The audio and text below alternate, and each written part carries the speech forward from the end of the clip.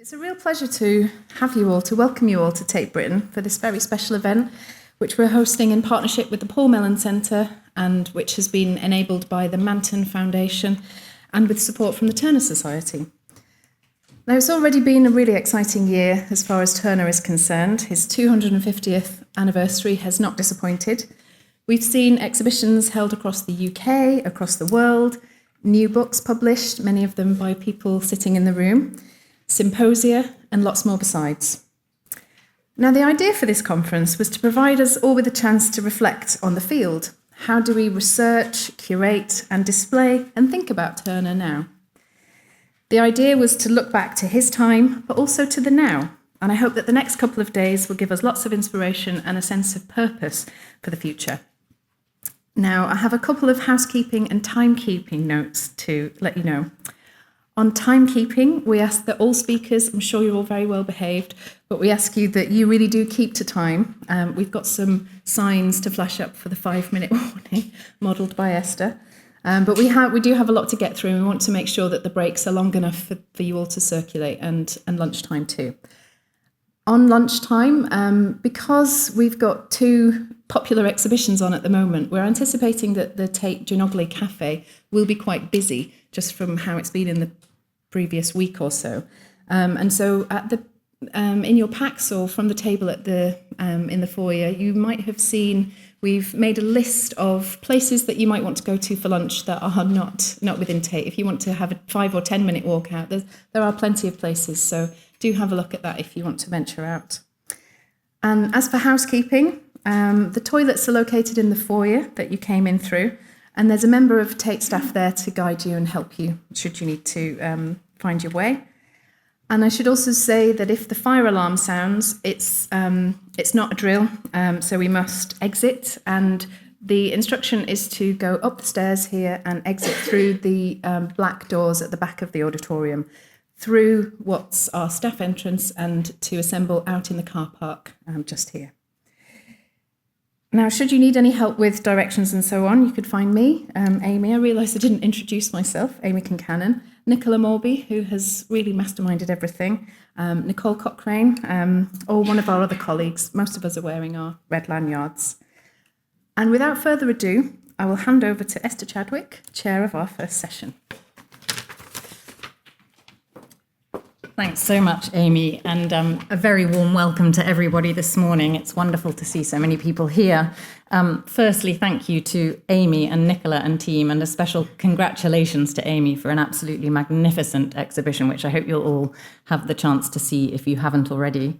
I'm Esther Chadwick, and it's a really great pleasure to be chairing this first session of the morning, Curating Turner Now. We've got lots of papers in this session. We have 5 20-minute papers and a 20-minute performative lecture. I will introduce each speaker in turn, and we'll save questions for the very end. So please do store up your questions and have questions ready for the Q&A after all the papers. Without further ado, I will kick us off by introducing Helen Cobby, who is curator and lecturer at Bath Spa University. And her paper today is entitled Turner as Teacher, Lessons in Perspective. So welcome, Helen.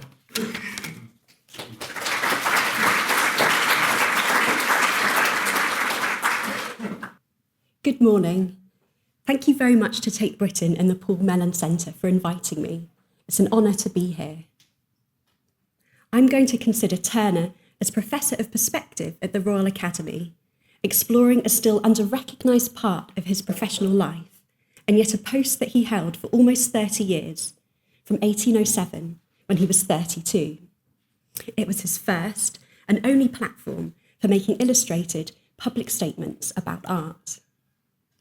Drawing upon the research and feedback for the young Turner, the Heritage Lottery-funded touring exhibition that I curated at the Ashmolean in 2016, I'll focus on Turner's legacy as artist as teacher and consider the notion of process as both a teaching and curatorial tool.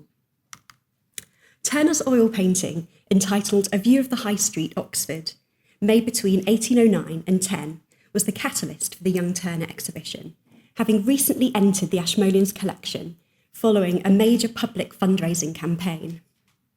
It was supported by the Heritage Lottery Fund, among others, which stipulated that the painting should be publicly celebrated and shared.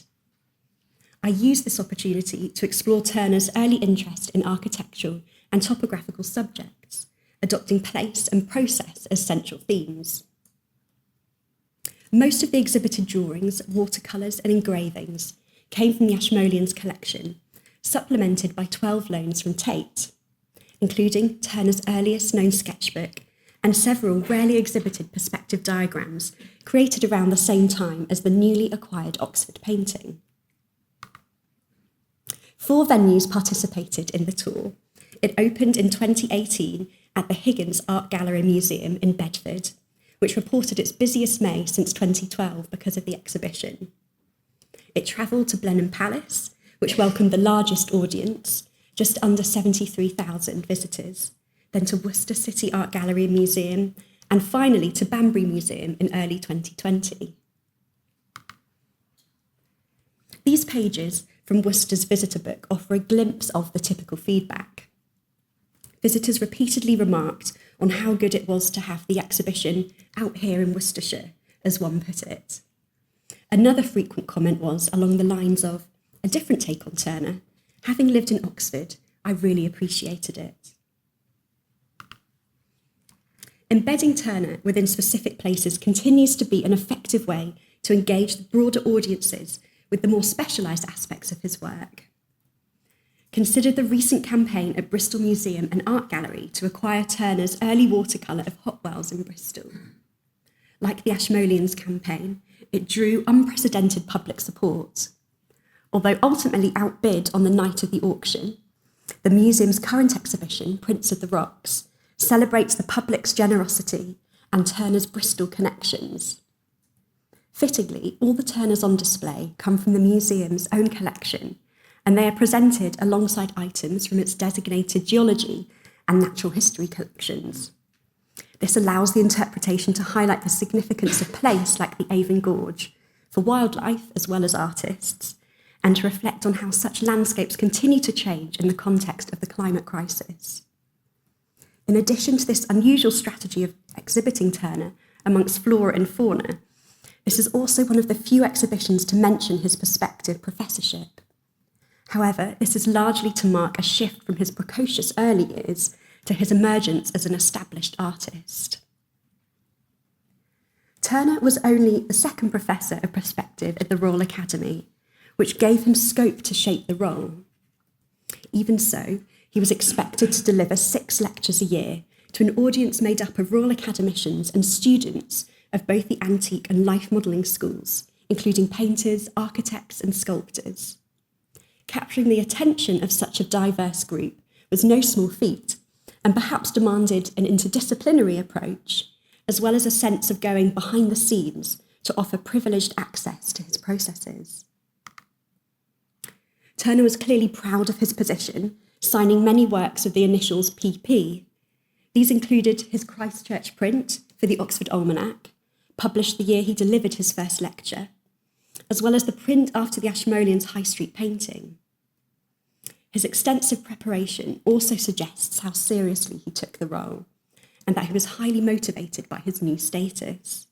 His research ranged widely, and he created at least 180 large-scale diagrams to accompany his lectures, continually revising and expanding them over his nearly 3 decades in post. Turner often disregarded the text accompanying diagrams in the historic theories he read, abstracting the images and reshaping them for his own purposes. Concluding Lecture 4, he admitted to having introduced a maze of points, like a set of densely filled, messy sketchbook pages from which both artist and student were invited to pick ideas according to their own interests. This suggests that Turner's approach to teaching and learning was intentionally experiential and improvisational, responding to the particular group of students in front of him at any given moment. This is one of the ways in which Turner takes a refreshingly practical but visual, and not to mention visceral, approach to teaching perspective, perhaps only possible of a practicing artist. This method, however, was not universally appreciated by his peers or the press. For curators today, it presents the challenge of distilling a wealth of non-linear ideas down into clear and engaging narratives. One observer of Turner's lectures complained, "It is painful to speak thus of a man of such talent as Turner, but it is clear that he is either incompetent to teach or he withholds his knowledge from the students." Others made cruel remarks about Turner's accent and mispronunciations, blurring pedagogical criticism with class prejudice. Such responses have undoubtedly contributed to the marginalisation of Turner's teaching practice in mainstream narratives.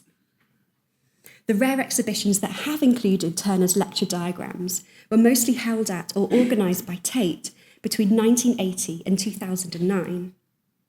The most cited is Turner as Professor, curated by Maurice Davis in 1992, which examined how Turner manipulated perspective and, in Davis's words, dismantled old theories and constructed new ones.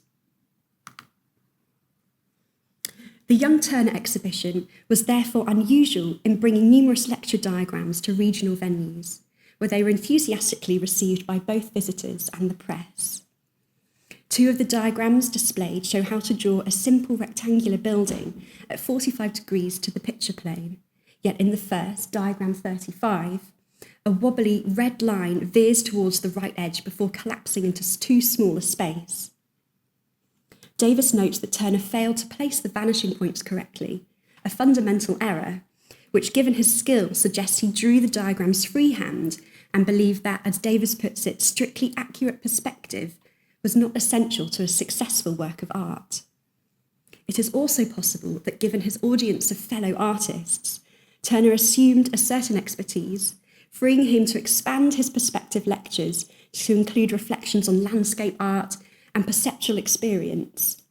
He could then also demonstrate the possibilities of manipulating perspective to better convey or even encourage the lived experience of both viewing art and of being in a landscape. Throughout his lectures, Turner drew attention to the limitations of traditional inherited modes of perspective that relied on a single fixed viewpoint dictated by pure mathematics. He instead identified with the viewer, acknowledging that there are multiple ways of seeing. His own art offers us a masterclass in this approach. Many of his finished works, notably of Oxford, combine numerous drawings made from different vantage points, and in doing so seem to unapologetically reveal the artist's processes. This collage-like method, which is so open with the concept of process, shows Turner engaging critically with the past while opening up new possibilities to give his students permission to deviate from established norms. This reinforces Turner's role in helping to democratise both the creation and viewing experience of art. In The Young Turner, exhibiting the diagrams alongside the artist's prints for the Oxford Almanac provided clear contextual hooks for visitors, as the prints presented intricate views of beautiful buildings in Oxford in clear but various states of completion. On their own, the diagrams were too abstract. Although, like the diagrams, the almanac prints had rarely been exhibited, and their inclusion encouraged a process-led narrative. We displayed different states of the print side by side, encouraging visitors to read across the full arc of Turner's methods, almost like a storyboard, and to engage deeply with how Turner approached the creation of a work, with perspective positioned as both the scaffolding and an art in itself. Two other diagrams exhibited together further developed this idea by building up a compelling picture of Pontley Bridge in Bath. With its bold red lines and numbering, diagram 58 demonstrates what Davis describes as the measure point method for laying out architectural form. Although common to 18th century theory, Turner attributes this to his teacher, the younger Thomas Moulton, under whom he was apprenticed as a draftsman in the late 1780s.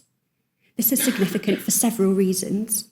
Moulton is not known to have published on this method, so Turner's lectures may preserve otherwise undocumented teaching material by other artists. But also, as the Pontley Bridge diagrams are copies from Moulton's own drawings, they suggest that Turner often based his teachings not on written texts or mathematical diagrams, but on works of art, thereby dismantling distinctions or hierarchies still sometimes encountered today between practice-led and research-led theory and research. He could also be inclined to include architectural constructions that were well known, drawing upon his audience's familiarity and popular taste to widen the appeal of his lectures. Turner's manipulation of perspective and his alterations of topography are particularly vivid when reworking compositions by other artists. In his more finished diagram of Pulteney Bridge, he adopts a lower viewpoint than Mountain, placing the viewer more firmly within the scene and inviting an imagined stroll across the bridge. He also emphasises and pushes forward architectural details and entices the viewer's eye into the composition with his characteristic red touches of paint, here animating the shop windows with suggestions of what was on show. This suggests that, for Turner, perspective could convey movement, manipulate space, spark imagination, and challenge the place and agency of the viewer within the scene.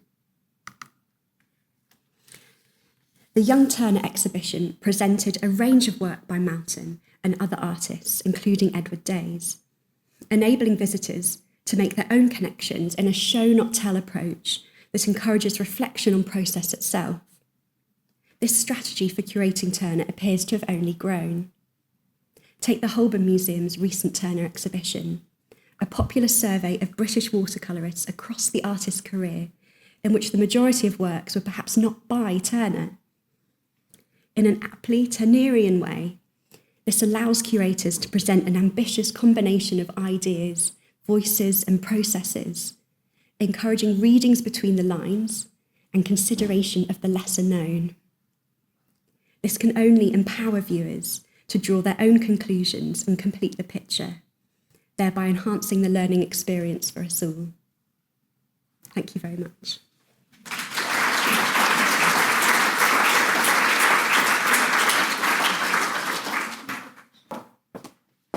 Thanks very much indeed, Helen. So now we're going to hear from Katherine Gazzard, who is Curator of Art post-1800 at Royal Museums, Greenwich. And she is speaking on a Maligned masterpiece, displaying Turner's Battle of Trafalgar in Greenwich. Welcome to the podium, Katherine. And if I could just ask you to make sure that you try to speak into the microphone, that would be fantastic. Thank you. Okay, I hope everyone can hear me. I will do my best to speak directly into the microphone. Thank you to the organisers so much for the invitation to speak today. Quotations from The Adventures of Superman don't often feature in discussions of J.M.W. Turner, but for a bit of fun, I thought I'd start with one today. Is it a bird? Is it a plane? No, it's Turner's Battle of Trafalgar. Measuring more than 3 metres across, this vast canvas, the largest that Turner ever created, commemorates the most decisive naval action of the Napoleonic Wars, the victory of the British Royal Navy over a combined French and Spanish fleet off Cape Trafalgar on the 21st of October, 1805. This photograph records a dramatic moment in our recent installation of the painting in the Queen's House at Greenwich, where it forms the centrepiece of a new display created to mark Turner 250. The need for the crane that you see here demonstrates the practical difficulties of moving such a large artwork. But this painting also presents intellectual challenges. The Battle of Trafalgar has a reputation as an anomaly within the artist's work. It was made for George IV in 1824, the only time in Turner's career that he worked for a royal patron. And as we shall see in this paper, it is an ambitious and complex take on a much mythologised event in British history. Yet scholars have traditionally focused on the storm of criticism that followed the picture's unveiling at St James's Palace. This opprobrium continued to overshadow the picture after George IV donated it to the National Gallery of Naval Art in the Painted Hall at Greenwich Hospital, otherwise known as the Naval Gallery, in 1829. The relocation of Turner's painting to Greenwich has been characterised as an expression of royal disappointment. Gerald Finlay even called it a final humiliation for the painting, which I think is a bit harsh. But I think you could also see the sort of painting's move to Greenwich as a generous gift to the nation. After all, the Battle of Trafalgar stayed on public display in the Painted Hall until 1936, and then transferred to the National Maritime Museum. To this day, though, it's Turner's only painting in the Maritime Museum collection, a fact which further entrenches its perceived status as an outlier. Seeing the painting suspended in mid-air on a grey October morning here seems almost like a metaphor for its place as a lonely satellite in the Turner canon. And it begs the question, are there contexts in which this picture can be meaningfully grounded? And at the end of this talk, I hope to explore how our new display attempts to provide an answer to that question. But first, some background. The Battle of Trafalgar was a defining moment in the Napoleonic Wars, strategically and culturally. The British commander, Vice Admiral Horatio Nelson, was already a major public figure before the battle, and his death in the course of securing a stunning victory sealed his status as a naval legend. Trafalgar's cultural impact is demonstrated by the volume of artistic responses that it inspired, from Benjamin West to James Gilray. Turner himself returned to the subject of the battle several times through his career. His first Trafalgar painting, The Battle of Trafalgar as seen from the mizzen starboard shrouds of the Victory, which is here at Tate, was completed in the months immediately following the action, and it showed Nelson's fatal wounding, which you can see there, from the elevated perspective of a sailor in the rigging of the Vice Admiral's flagship. Completed 18 years later, the painting, now at Greenwich, did not repeat the conceit of showing the action through the eyes of an ordinary seaman. However, it did compel the viewer to witness the sacrifices of the lower deck workforce. As you can see, Turner has filled the... I've gone to this one. This is the one at Greenwich. Filled the foreground here with men who have been thrown from their ships into the water, and their striped trousers. If you look kind of down there, you can see that. This identifies them as sailors rather than officers. Turner's decision to focus on those at the bottom of the naval hierarchy was a provocative choice in a painting intended for a royal palace, especially in a time of post-war economic crisis, popular unrest, and agitation for political reform. After ascending to the throne in 1820, George IV was keen to associate himself with military and naval triumphs, and to wit, on the recommendation of Royal Academy President Thomas Lawrence, he commissioned Turner to depict Britain's seminal victory at Trafalgar. So the King's vision for this painting is very much as a celebration of victory. Indeed, George IV wanted Turner's painting to hang as a pair to this picture, de Lutherberg's Battle of the Glorious 1st of June. Originally produced for print publishers Valentine Green and Christian von Meckel, de Lutherberg's picture represents a naval action fought between Britain and revolutionary France in summer 1794. The flagships of the opposing commanders duel in the background, while the foreground features a scene of human drama in which British boats race to save drowning Frenchmen. Turner echoed this approach, using the towering form of Nelson's flagship, the Victory, as a backdrop to the life and death struggle in the water. However, this compositional arrangement prevented him from showing the action taking place on board the Victory, which of course included Nelson's death, an event culturally enshrined as a key component of the battle's story. To compensate, Turner incorporated symbolic allusions to the Vice Admiral's fate, and these include the signal flags fluttering from the Victory's mainmast, which spell out the last 3 letters of the word duty, alluding both to the signal that Nelson sent to his fleet before the battle, England expects that every man will do his duty, and also to some of his widely reported dying words, thank God I have done my duty. A further reference to Nelson occurs in the foreground, where the word ferat materialises in the water. This was the final word of the Latin motto from Nelson's coat of arms. Translating as let him who has earned it bear the palm, the motto referenced the traditional association between palm branches and victory. Yet this invocation of triumph and noble sacrifice is undercut in Turner's painting through its placement beside a stricken sailor lying across a tangle of rigging. Indeed, when the painting was installed at St James's Palace, this broken figure hung pointedly in the eye line of the courtly viewers. And all around him, men plummet into the water, and you can see that particularly with this French ship that's sinking here. The result powerfully evokes the human cost of conflict, echoing Turner's earlier depiction of war dead in The Field of Waterloo, a painting that I'm sure will be familiar to many of you. At least 2 of the sailors depicted are black. One here is helping his comrades in the water. The other is sitting in one of the boats with his hands clasped as if in prayer. The latter's pose is perhaps reminiscent of the medallion designed by Josiah Wedgwood for the Society for the Abolition of the Slave Trade, and it may therefore reflect Turner's developing interest in the ideas and imagery of abolitionism, an interest which later culminated in his painting of the Zong massacre. At the very least, the black figures in the Battle of Trafalgar underscore the importance of seeing the painting in a global context, encompassing the intertwined histories of the Royal Navy, British colonialism, enslavement and abolition. Muster books show that of the men who served at Trafalgar, 18 were born in Africa and another 123 in the Caribbean. Others came from Italy, Malta, India and the Americas, all recruited to meet the Royal Navy's insatiable need for manpower during wartime. And Turner's painting is a reminder of this diversity.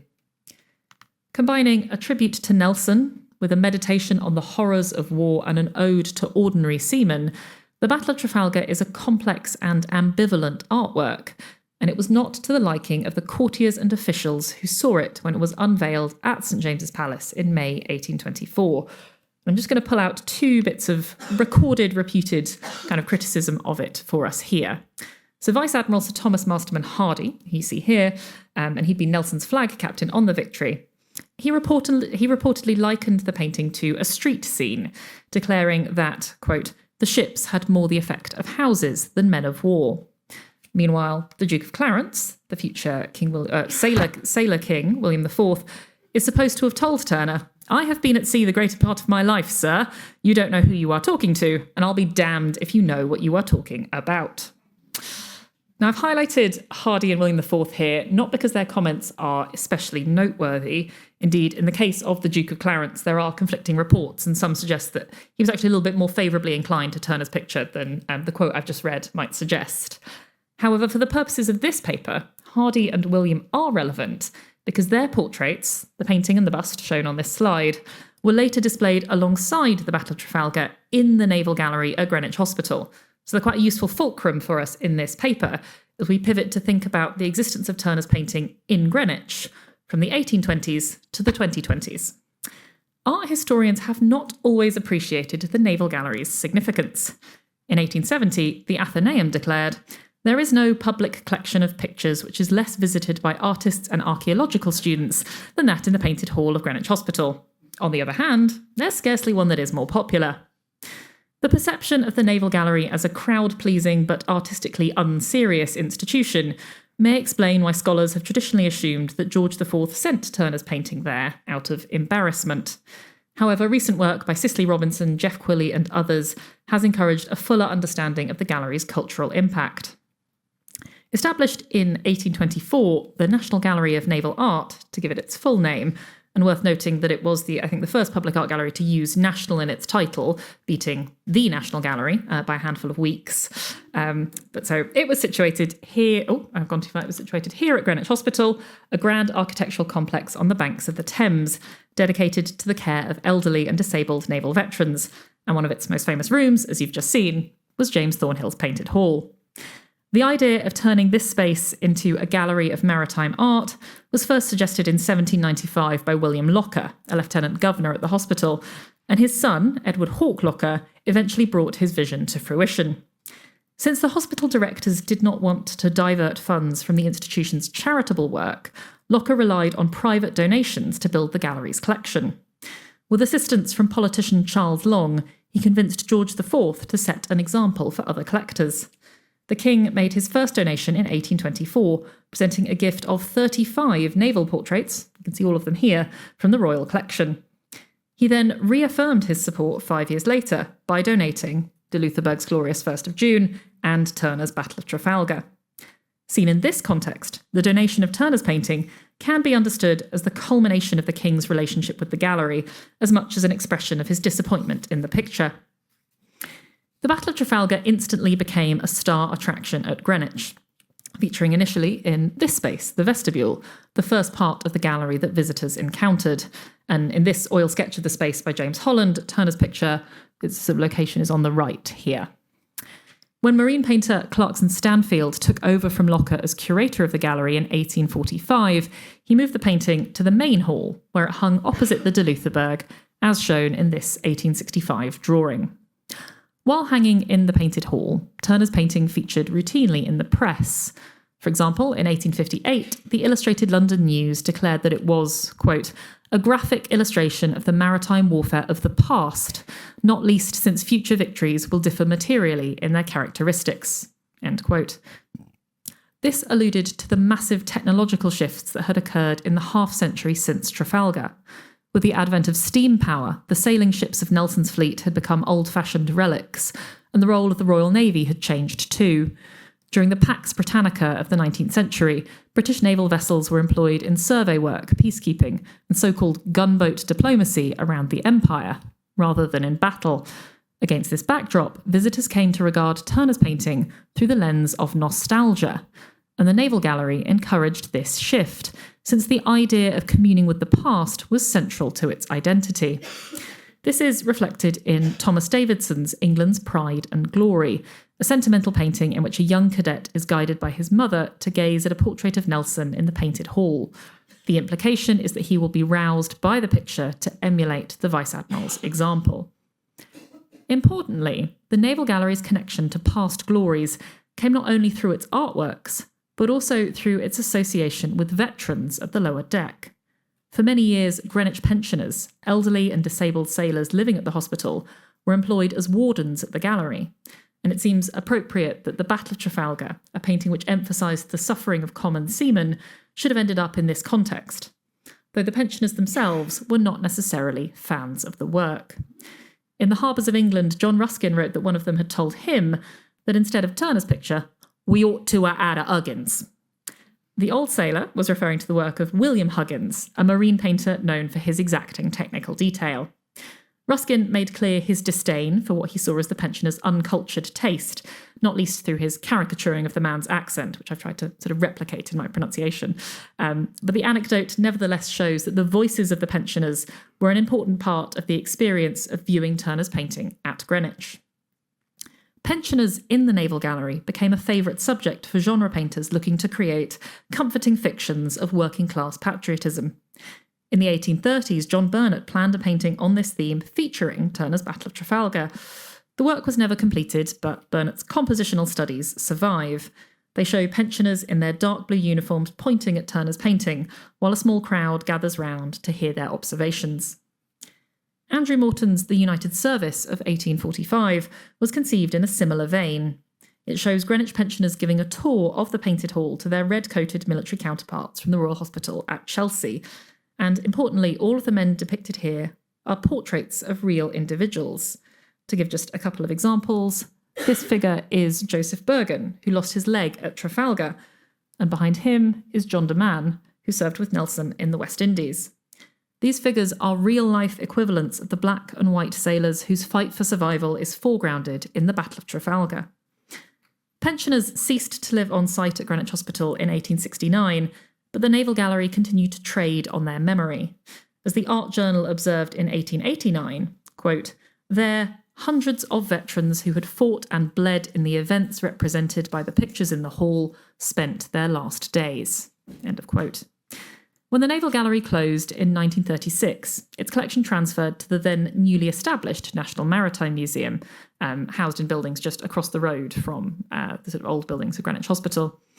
In the nascent museum of the late 1930s, Turner's painting featured, here in the Trafalgar Gallery, a room dedicated to the history of the battle. It hung beside a case of naval uniforms, including Nelson's Trafalgar coat, which bears the bullet hole from the shot that killed its wearer. There's something shrine-like about this display. The painting functions almost as an altarpiece and the coat as a relic, framing Nelson as a naval martyr. The bottom of the picture is only a foot or so above the floor, encouraging the viewer to focus on the victory, and by extension Nelson, for whom the ship is a proxy, rather than the sailors in the water. In the decades that followed, the picture moved back and forth between the main building of the Maritime Museum here and the neighbouring Queen's House. In the mid-2010s, it ended up in this gallery, in the main museum. Barely large enough to accommodate the painting, this small space was dark and immersive, and the interpretation was divided into two strands, as you can see in the photographs on the right. One was painting Trafalgar, if you can't read that text from there, the other fighting Trafalgar. The former was art historical in its focus and the other naval, but both centred the battle. This gallery closed in February 2024 to facilitate roof works. initiating our recent project to redisplay Turner's painting in the northwest ground floor parlour of the Queen's House, where fortunately the ceiling was high enough for us to hang the painting with the drowning men closer to eye level, as Turner had originally intended. For the content of the display, we moved away from the battle-oriented narratives of previous galleries and from the scholarly preoccupation with the painting's failure. Rather than framing the Battle of Trafalgar's move to Greenwich as an ending, we approached it as a new beginning. The gallery features a bust of George IV, highlighting his role as the painting's patron, and also portraits of Locker and Stanfield, the first and second curators of the Naval Gallery. Also present are the portrait of Hardy and the bust of William IV that we saw earlier. These reputed critics of Turner's approach are giving the Battle of Trafalgar some side-eye, as one of our art handlers put it. But the two artworks also evoke the space of the Naval Gallery, where they, like Turner's picture, were once displayed. The Naval Gallery itself is represented through James Holland's sketch of the vestibule, Davidson's England's Pride and Glory, and most importantly, Morton's United Service. The latter, in particular, helps to amplify the prominence of the sailors in Turner's painting, drawing attention to the artist's emphasis on the cost of war and providing opportunity to explore workers' histories, black histories, histories of disability, and other narratives that have historically been underrepresented in our museum's collections. Overall, the new display embraces the Battle of Trafalgar's status as an outlier, highlighting how, in the face of criticism at St James's, it found a strangely fitting home at Greenwich, even if fitting it into the building remains something of a challenge. I should say, if you've enjoyed these are stills from a video we have of the full installation process, from kind of craning it in to framing it in the gallery, getting it on the wall, which you can see on the museum website, and it's well worth a watch if you're interested. That's me done, so thank you very much for listening.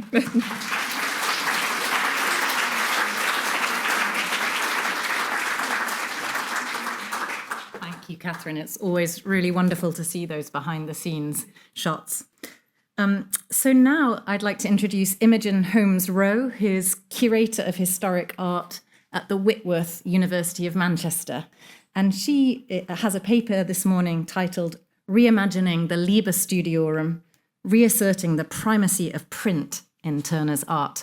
Welcome to the podium, Imogen.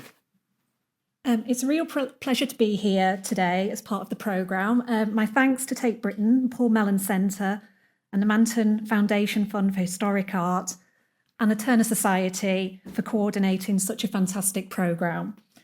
I'm especially grateful for the opportunity to contribute to this conversation around Turner's legacy. I'd also like to extend my heartfelt thanks to Gillian Forrester, whose generous mentorship and infectious passion for Turner's prints have been instrumental to shaping my journey into this fascinating aspect of Turner's practice. When I first read the call for papers for today's conference, I was immediately struck by the theme, Curating Turner Now. The guiding questions: what do audiences want? What do they already know about Turner? What impact does staging a Turner exhibition have on public engagement and attendance resonated with me. These were precisely the kind of questions I was wrestling with while developing an exhibition at the Whitworth to mark this landmark anniversary. They shape not only the curatorial direction, but also how we imagine Turner's relevance to contemporary audiences. Despite John Ruskin famously claiming that, taken as a whole, I perceive that Manchester can produce no good art and no good literature, shortly after its formation in 1889, Whitworth became home to the largest publicly held group of watercolours by Turner outside London. Led by the Whitworth's founders and initial supporters, the gallery's early collecting policy deliberately reacted against popular trends by favouring British watercolours over more fashionable oil paintings. Alongside watercolours, the Whitworth is equally celebrated for its print collection, which contains some of the finest and rarest impressions by artists such as Albert Dürer, Rembrandt and William Blake. Acquired in 1906, Turner's Liber Studiorum represents one of the Whitworth's first purchases. Printed and sold in a total of 14 parts between 1807 and 1819, the Liber Studiorum was a major financial and artistic undertaking that dominated the artist's most prolific years. This landmark series of 71 landscape engravings has become known as one of the most comprehensive exercises in publication ever mounted by a great artist, and has been described as containing a pith of all that is best in Turner's life and work. Yet when I embarked on my research, I discovered that with no fewer than 33 publications on the series being produced between 1861 and 1924, the last century has witnessed a marked decline in new research. While routinely included in monographs and thematic exhibitions, the only major publication surveying the Liber has long been out of print, as have catalogues and exhibitions focusing on Turner's prints. This contrasts with the proliferation of exhibitions, publications, and academic research relating to other aspects of Turner's practice and biography. Despite the significance of these prints to generations of collectors and scholars and to Turner himself, they were not included in the artist's bequest to the nation. I should say the Whitworth has not been immune to this neglect. My research revealed that the Liber was last displayed in its entirety at the gallery in 1922. Turner had a lifelong fascination with print. Growing up in Covent Garden, he was immersed in the world of engravers and began hand-colouring prints at 13 for mezzotint publisher John Raphael Smith. After claiming that seeing a mezzotint after a marine painting by Willem van der Velde the Younger made me a painter, Turner understood the medium's creative potential. Over his career, he designed nearly 900 prints, and it's clear that the medium deeply influenced his painting. As art historian John Gage noted, Turner's pursuit of brightness and tonal clarity appeared in his engravings before emerging in his paintings. Turner not only discovered that watercolours could be successfully translated into engraving, providing a valuable new market for his work, but like some of his contemporaries, he felt the medium had the capacity to provide an equivalent to colour in monochrome. In the perspective lectures he delivered at the RA annually from 1807, the same year that he began publishing the Liber, Turner discussed how lines and varieties of dots and hatching could be used to articulate hues. When Turner began the Liber project, he was 32. Already a full academician, his reputation as a painter and watercolourist of extraordinary talent was already established. So an obvious question to ask might be why he chose to focus his attention on this project when both landscape and printmaking were considered subordinate to painting, sculpture and architecture. At the Royal Academy, engraver John Landseer campaigned for full recognition of engravers, which wasn't granted until 1853. Turner, however, viewed prints as original artistic expressions, translations, not reproductions. Around 1810, he wrote that engraving should be a translation of a picture, where lines become the language of colours. He believed the medium offered a unique visual language, reinterpreting colour and form through line, tone, and space. Originating from the Italian mezzo, half, and tinta, tone, mezzotint creates subtle gradations of light and shade. Developed in about 1640, its tonal rather than linear technique that, despite largely being confined to portraiture, was ideally suited to translating landscape painting. Created from dark to light, the process results in luminous whites emerging from velvet-like darkness. The technique must have appealed greatly to Turner due to its intense painterly effects and capacity for rendering chiaroscuro. Turner's title, Liber Studiorum, Latin for Book of Studies, suggests a deliberate literary framing of the project, yet no printed prospectus, if one ever existed, is known to have survived. Without any accompanying text, Turner's intention for the scheme remains shrouded in mystery, but it seems likely that he had an instructive or educational purpose. His inventive system for grouping each print within the 6 categories of historic, mountainous, pastoral, marine, architectural, and the letters EP, which he never explained but has frequently been interpreted as elevated pastoral, amounted to a survey of European landscape. Turner derived his subject matter from a variety of sources, referencing the art of old masters as well as his contemporaries. With just 19 plates directly translating his finished paintings, the Liber provided a compelling argument for the originality and importance of landscape art and print. Indeed, John Pye, who later engraved 13 non-Liber plates after Turner's work, regarded the scheme as perfect for the teaching of landscape painting and engraving. In 1819, Thomas Phillips, later Professor of Painting at the Royal Academy and Turner's friend, urged John Constable to study the landscape prints in Turner's Liber Studiorum to learn how to make a whole of his pictures. As Gillian Forrester has noted in her own important research, it was advice that Constable likely received with some irritation, given his rivalry with the already celebrated Turner.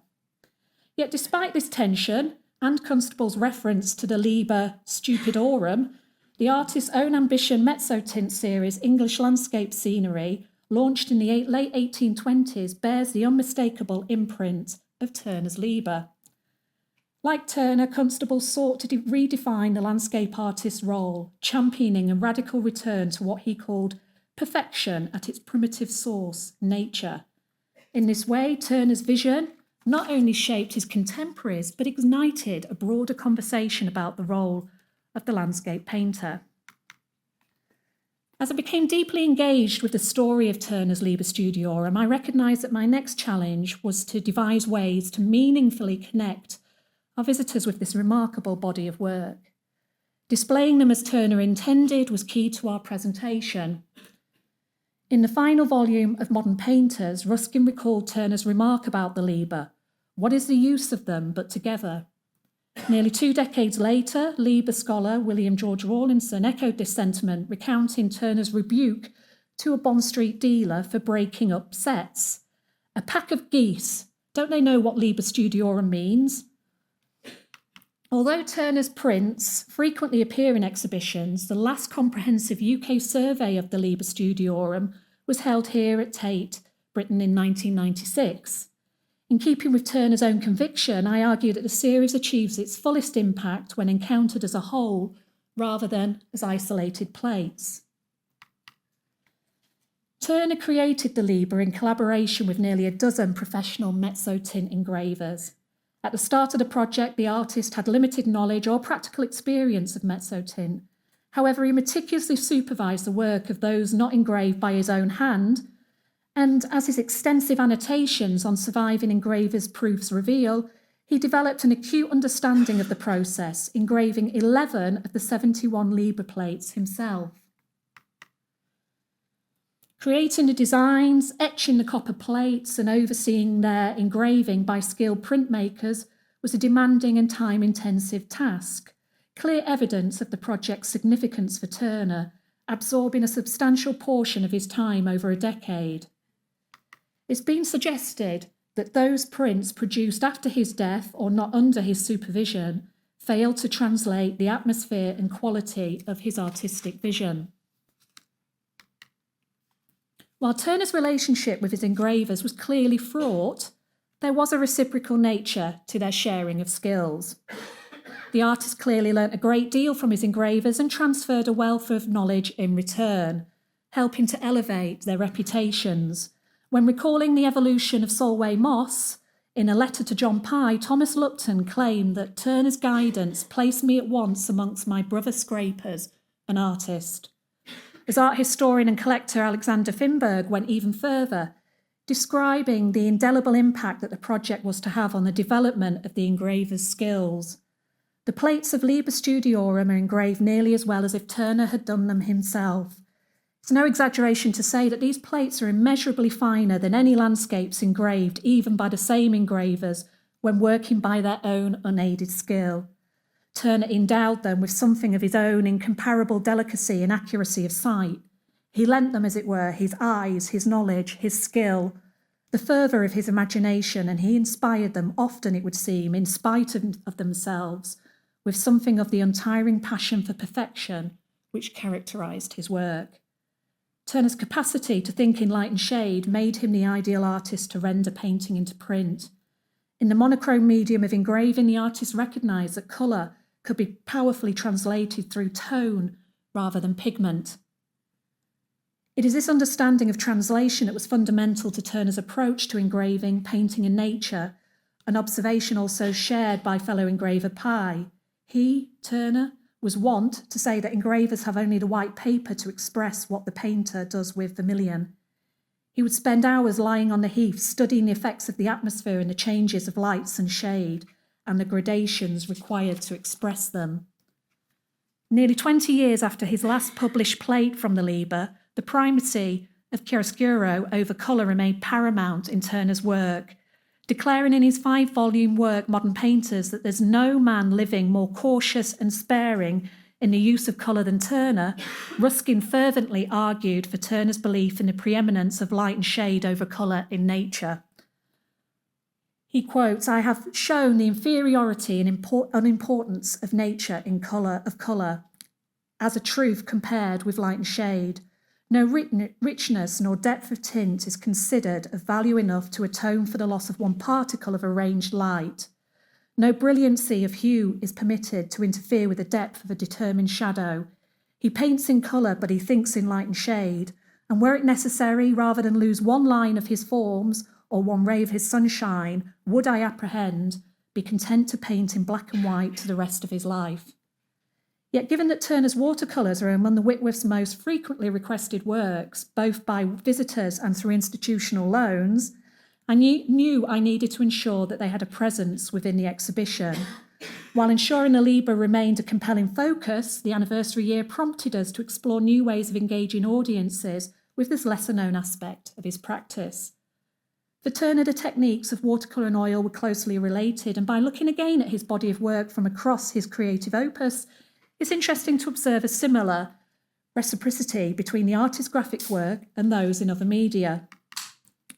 We know, for example, that several of the artist's unfinished paintings from around 1840 to 50 were largely inspired by some of his Liber compositions, and that Turner's renewed interest in the scheme coincided with him requesting 15 new sets to be reprinted in 1845. However, by pairing some of the artist's most evocative prints from the Liber with a selection of his most celebrated paintings and watercolours from the Whitworth's collection, we've reconsidered Turner's Liber prints within a wider creative legacy.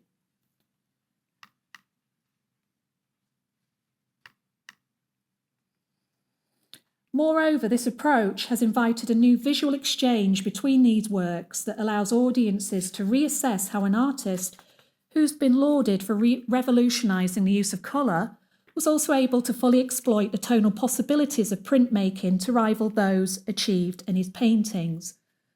So I'll just give you a few examples of the presentation that we used. So to the left we have Pete Bog. Regarded as one of Turner's most celebrated Liber plates and also one of his most unglamorously titled, this work captures the drama of shifting weather with remarkable intensity. Deep incised lines evoke storm-laden skies on the left, gradually yielding to clearer horizons and the faint arc of a rainbow. As Rawlinson observed, Turner has gone straight to nature and with a master's hand has given us a picture of one of those days of driving wind and storm, cold, dark and desolate beyond words. This ability to render fleeting atmospheric effects, wind, rain and sudden bursts of light, sets Turner apart as a visionary of landscape art. It's no surprise that critics have compared the plate's elemental power to Snowstorm Hannibal and his army crossing the Alps, exhibited the same year the print was published. To the right, we have Storm in the Pass of St. Gothard, Switzerland. The Whitworth watercolour, arguably one of the most compelling in its collection, shares much of the visual language found in the Liber plate Pete Bog. A swirling vortex dominates one side of the composition, while storm clouds hang heavily across the mountainous terrain. Unlike the calm figures in Pete Bog, the St. Gothard scene conveys urgency. Figures flee the looming storm, their vulnerability heightened by the presence of one on crutches. In both works, Turner privileges tone over colour to evoke the volatility of nature. The rainbow in Pete Bog signals optimism after the tempest, while in the Whitworth watercolour, Turner's use of body colour and scratching out creates luminous highlights that suggest safety beyond the storm. These compositional choices underscore Turner's mastery of tonal drama as a metaphorical device, revealing how his approach to light and shade transcended medium and subject. The The Mild May Sea piece is believed to relate to Turner's early oil Fishermen Coming Ashore at Sunset, exhibited at the RA in 1797. This plate depicts a tranquil shoreline at dusk. A broad clearing draws the eye to the setting sun, its radiance cascading towards the sea and shore. As Ruskin argued in Modern Painters, Turner's ability to capture the multitudinous presence of radiating light surpassed Claude's, revealing a truthfulness to atmospheric effects. Etched by Turner, the plate conveys gentle, undulating waves with remarkable restraint. Rawlinson observed that the distant boat's motion is suggested by just 3 lines in the wake.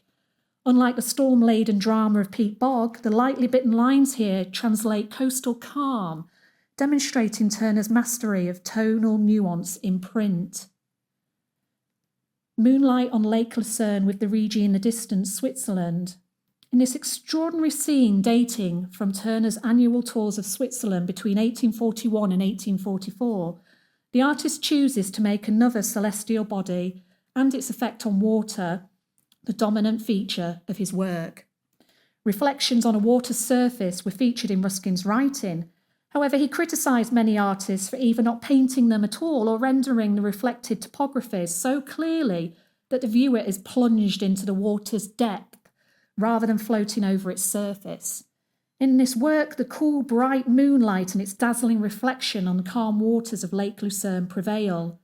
The Rigi mountain range fascinated Turner, who repeatedly painted its intense and changeable atmospheric conditions at different times of the day. Here we can see Turner's skill in manipulating materials to create truly sublime effects. The light radiates in the upper sky and on the clouds which float below the mountain's summit. The serenity of the lake is accentuated through the inclusion of a broad ray of light which extends across the surface of the water. The artist's use of scratching out further adds to the luminosity of the water and its stillness. Coast of Yorkshire near Whitby. As a Yorkshire person, this is perhaps my favourite plate in the series. Despite being the etching being described as weak in parts, William Say's engraving powerfully translates his vision of nature's destructive force. Ferocious waves crash against towering rocks while delicate mezzo tinting captures the fine spray driven up the cliff face by the North Sea gale. As with many of Turner's seascapes, in this dramatic scene, the artist gives us a visual narrative of a 19th century coastal community. We see its toil, the requirement of nautical skill, and the inherent dangers of seafaring trades. Orfordness, to the right, offers a striking parallel. Based on sketches from Turner's Norfolk, Suffolk and Essex tour of 1824, this watercolour foregrounds fishermen navigating treacherous waters, a motif shared with the Liber print. In both works, tone rather than colour conveys the sea's violence. Dark stretches of water suggest imminent danger, while shafts of light guide the eye to the lighthouse, a beacon of safety. Turner achieved these luminous highlights with gouache, a quick-drying opaque paint that intensifies contrast. By pairing these works, we see how Turner's mastery of tonal effects in printmaking informed his watercolour practice, challenging the notion that his genius lay solely in colour. With the closing of the Whitworth exhibition 1 month ago, we've begun the process of evaluating the impact that staging this show has had on public engagement and attendance for the gallery. This anniversary year has provided an incredible springboard, reviving Turner's legacy for long-time admirers while captivating brand new audiences. For the Whitworth, it's been a chance to reimagine his relevance for today's museum visitors. Through the development of the exhibition, the Whitworth has been able to build on the excellent research that previous Liber scholars have diligently undertaken by contributing the only imprint publication dedicated to this frequently overlooked aspect of Turner's practice. To help ensure it continues to engage audiences, the book also serves as the gallery's first in-print survey of its watercolour collection in over 40 years. Data has shown that overall, in just the first 2 weeks, Turner in Light and Shade welcomed over 15,000 people, a 33% increase compared to the same period last year. Across the exhibition's run, footfall surged by 24%. bringing over 223 visits, boosting donations to the gallery as well as sales in both the shop and the cafe. Perhaps most striking, 32% of visitors came because of word of mouth, a testament to the exhibition's power to spark conversation and connection. After publishing a total of 71 of an intended 100 plates, the Liber's premature end could have easily overshadowed its enduring achievements. I'll finish with a quote by the Liber scholar William George Rawlinson, which, despite being made in 1906, remains as relevant today. No doubt the Liber displays Turner's weaknesses as well as his giant strength, but with all its faults, I believe that to all time it will be regarded as a monumental work of art, and it will rank with the highest productions of the greatest landscape painter which the world has yet seen. Thank you.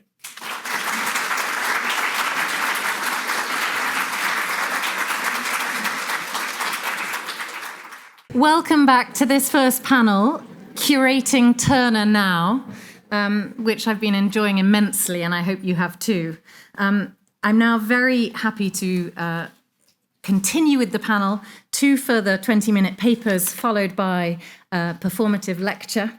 And first of all, I am very delighted to welcome Emma Roodhouse, who is curator and researcher, and Francesca Vanka, senior curator and keeper of fine and decorative art at Norwich Museums. And together, they'll be speaking about curating Turner in East Anglia. So welcome to the podium. Thank you very much, and thank you to all here, to the Tate and the Paul Mellon Centre for inviting us here today. In 2019, Norfolk Museums acquired Turner's Walton Bridges as the result of an export bar and the timely National Lottery Heritage Fund and Art Fund grants. It was the first Turner oil to enter a public collection in Norfolk, Suffolk or Essex. And this acquisition became the catalyst for a 5-year project, partnering with Colchester and Ipswich Museums, resulting in 5 exhibitions and numerous learning and outreach activities across Norwich, Ipswich, Colchester, Great Yarmouth and King's Lynn. In this paper, Emma and I will illustrate how this single Turner artwork inspired a wide-ranging curatorial programme, and we will discuss the exhibitions chronologically between us. Turner is not associated particularly strongly with Norfolk or Suffolk, as he did not travel as extensively there as in other parts of Britain. Nonetheless, in terms of the subject matter, there was a wealth of material with local as well as national relevance. Our challenges involved presenting exhibitions on a range of scales and budgets to engage diverse audiences and be appropriate to the character and collections of each venue. Firstly, at Colchester Castle, we presented Walton Bridges simply as a single work in focus. Unsurprisingly, lockdown affected this exhibition since it was due to run over 2020, but it was still well attended. Turner did, of course, visit and portray Colchester Castle, so as the Colchester curator, Philip Wise, noted, it was very good to be able to connect Colchester with Turner in the minds of visitors, since the castle's collections and exhibitions are mainly concerned with archaeological themes.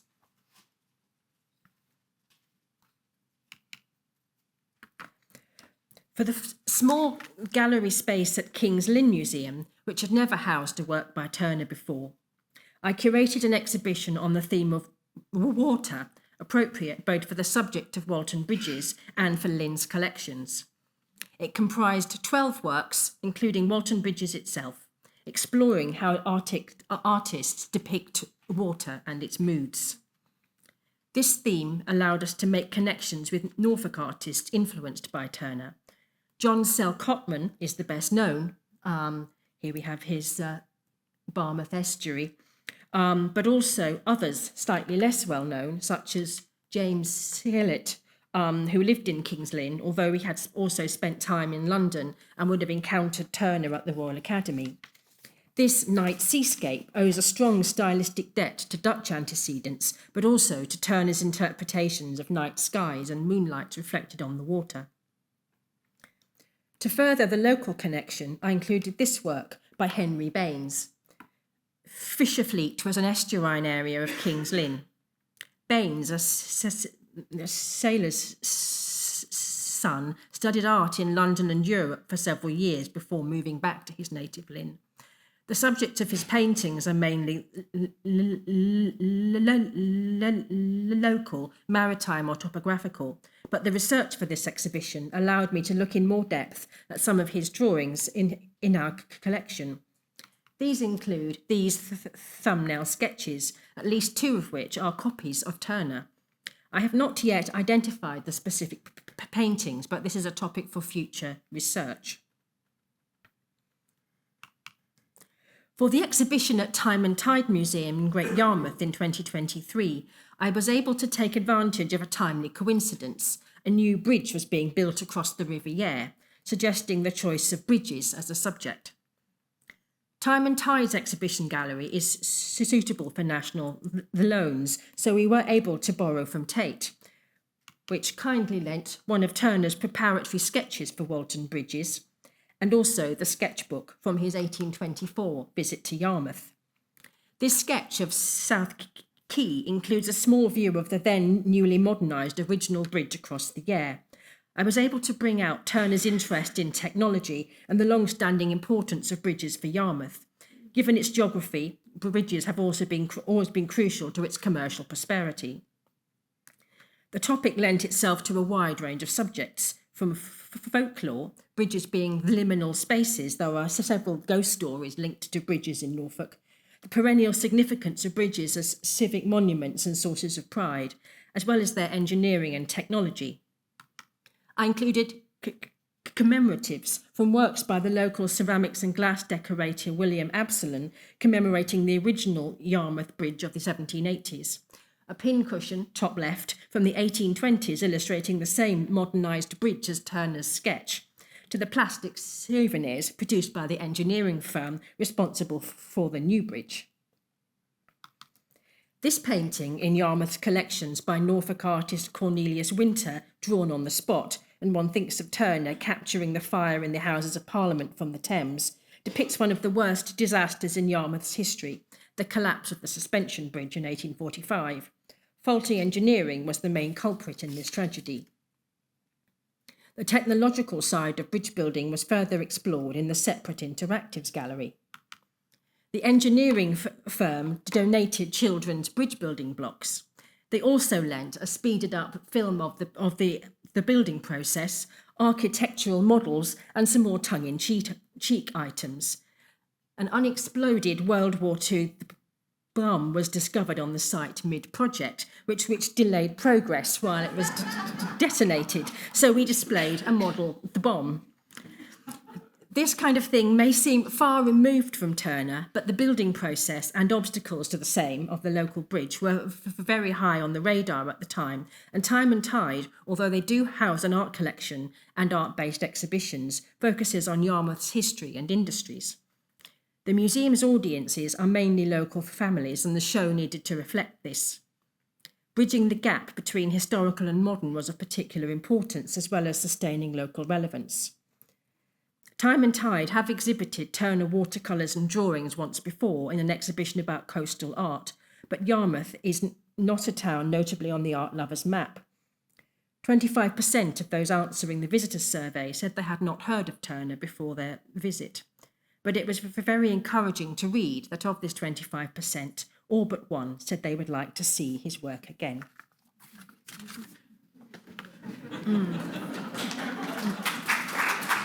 Hang on, we're moving to Suffolk now, okay? We do get along, by the way, borders and all of that. At Christchurch Mansion in Ipswich, Walton Bridges became a centrepiece of our major 2022-23 exhibition, Landscape Rebels, an ambitious show that explored how human impact has transformed our natural landscapes and brought together artworks by Turner, Constable and Monet, kindly loaned from the National Gallery, alongside natural history, costume, global stories to show a real variety of creative responses to our environment. As the collection at Ipswich is well known for Suffolk artists, I'm going to get a mention in here, Gainsborough and Constable. How would a Turner fit in? And bearing in mind that Colchester Castle had displayed it as a single work in focus, what could we do that was different? In Ipswich, we have very wide-ranging collections from significant geology, taxidermy, world cultures, art, costume design, social history. So this led to many conversations about who was Turner, how he worked, and what marked Walton Bridges out as a significant painting and its relevancy to the people of Ipswich. For most people, what stood out was, although today they saw it as quite a traditional landscape painting, what Turner was doing at the time was actually very fresh and challenging and new. So the exhibition began to unfold around the idea of being rebellious, doing something against the grain and going away from the norm to create. 6 themes were identified. They were nature, coastal, material, global, local and artistic. And these themes could be used to explore across the Ipswich collections. So, for example, in material, we were able to use this 18th century coat, which had been cut down from a much larger piece of cloth to explore the idea of reuse and repurposing throughout the centuries. And in the material theme, we approached our collections from, I'll go back a bit, from the Pacific Island communities of Kiribati. So they're using natural grasses to create this armour. And we contacted local communities to ask how they're dealing now with the issue of rising sea levels and the climate emergency. And of course, with the art rebels, Turner, Constable and Monet, which you can see here displayed in the gallery, it also allowed us to look at other East Anglian artists, Jelly Green here, fantastically named, and Julia Heseltine, whose work explores deforestation, forest fires, and the pollution of our seas. Also, we brought Walton Bridges alive through movement and sound in an immersive space where people could sit and reflect on the painting. It was greatly loved by young people because it was dark and had beanbags in it. And alongside, we had a community panel of 9 people from diverse backgrounds and ages who advised us on the exhibition, and 3 artist commissions, which would engage with all of these themes. So there was an open call for artists, and we appointed Kate Flurry from Ipswich to lead a digital artworks with the charity 4YP, a young people's charity for 7 to 25-year-olds. And they created this piece, A Place to Care For, which was an animation and spoken word. And there's a link to the website if you want to watch it in full. Rock, Paper, Scissors, again, a local artist-led group. They worked with job centre families to create a mobile mural that is now currently in a community suite in Ipswich Job Centre, where a creative club happens every week. And Felicity Hammond's Power Surge was a large-scale installation outdoors in Christchurch Park, which was again produced with local schools and strongly drew on the Turner painting. All of these commissions engaged a much wider community outside of the gallery, and we paid attention to how the exhibition was put together in terms of sustainable design, reusing lots of plinths, and even the vinyl lettering was recyclable, so it is possible. Our programme altogether included lots of family events. The Art Fund's Wild Escape initiative funded lots of those. And we ran a 2-day symposium, Close Look, Distant View, in collaboration with the University of Suffolk. Thanks to Susan Barnett and Jane Watt for that, which included talks from environmentalists, artists, and Tate's own Amy Concannon, thank you. And it really has become a model, hopefully, for our future. Here's my plug, Constable 250 Symposium, which will happen next year in Ipswich. And visitor responses were extraordinary. One of the artists who took part said, oh, hang on, I've gone too far. Yeah, there we go. One of the artists who took part said it was an incredible honour to be displayed along works by Turner, Constable, Monet and Pissarro. It feels like a dream. Others said that it was great to see this fantastic attraction in our town. And comments showed that seeing Turner's Walton Bridges next to Constable's Millstream and Monet's river scenes encouraged visitors to really think about continuity and change, as well as our wider natural environment. And finally, it sparked an opportunity to acquire new work created by East Anglian artist Lisa Temple Cox, which was based on her own research into the Reverend Thomas Birch Freeman, a Victorian missionary and a botanist, a plant collector, who was the head gardener at Orwell Park in Ipswich. He's even credited with introducing the pineapple to Ipswich. I don't know how true that is. But he was instrumental in helping to save coffee drinkers by suggesting the rust-resistant Liberica coffee bean, and that's still a crop that's being researched for climate resistance. And now this work is in our collection. So the chance to show a major Turner painting in Ipswich brought about an understanding of Turner not just as a significant artist, but to our community, but as a point of connection between art and environment, past and present, national and local. And I'm handing back to Norfolk now.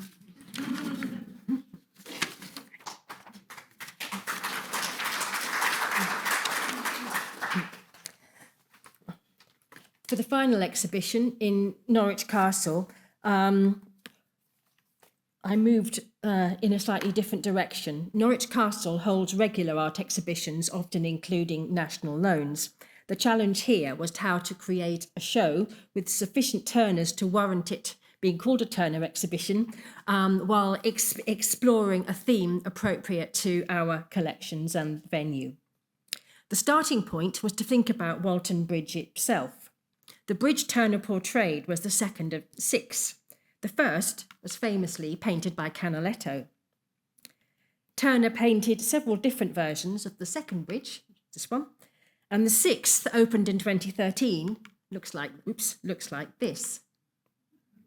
These contrasts suggested the idea of exploring landscape and change, and I wanted to bring together as many of Turner's versions of Walton Bridges as possible. One oil in Australia is unobtainable, but Tate kindly lent these 2. And I also tracked down this much later version from a private collection. We were lucky to be able to borrow this, which has never been part of an exhibition before, and now, of course, it also features in Tate's current show. Turner's wide range of interpretations of this one place suggested the theme of the varying meanings of landscape, as well as Turner's breadth of vision. Here are the 4 versions together, alongside the Canaletto and earlier artists who influenced Turner himself, a Risedale from our collections and Claude Lorraine's The Father of Psyche from Anglesey Abbey. These 4 paintings of one place, plus the nature of our fine art collections, which are closely focused on landscape, especially early 19th century Norwich School, opened up a wider examination of the moods and layers of meaning that landscape may have. Turner set out to capture every nuance, but landscapes in both art and life have multiple meanings. I put together this group of ideas, which became the introduction to the exhibition. Turner's art explored many of these, but I also realised that what we see depends very largely on who we are, our time, culture, place, position in society. So each section explored a different aspect. I included work directly relevant to Walton Bridges, such as willows beside a stream, painted around the same time and probably from the same roll of canvas, but also included contemporary works. I wanted to surprise visitors into encountering artists they might not expect to see and create comparisons, bouncing off Turner as a starting point, interspersing works by him with others to explore landscapes from unusual angles and show just how influential he remains. Some artists have a very direct link to Turner, one of the best known being Emma Stibben, whose work you will have seen in the current exhibition. Others, like Henna Nadim and Germaine Francis, have Turner and traditional landscape painting very much in mind, but use them as jumping-off points to explore wider contemporary questions, such as who is welcome in the English landscape, and asking questions such as what is traditional, and argue that landscapes can be a construction or a set of assumptions looking through a particular lens. Looking on a more local front, to take a modern parallel to Turner's extensive journeys along the Thames, in 2004, Norfolk artist Jane Ivermy undertook boat trips covering 280 miles of the Norfolk Broads, observing the landscape in great depth. This painting of Broadland landmark Horsey Mere portrays the climate change-induced threat of saline incursion.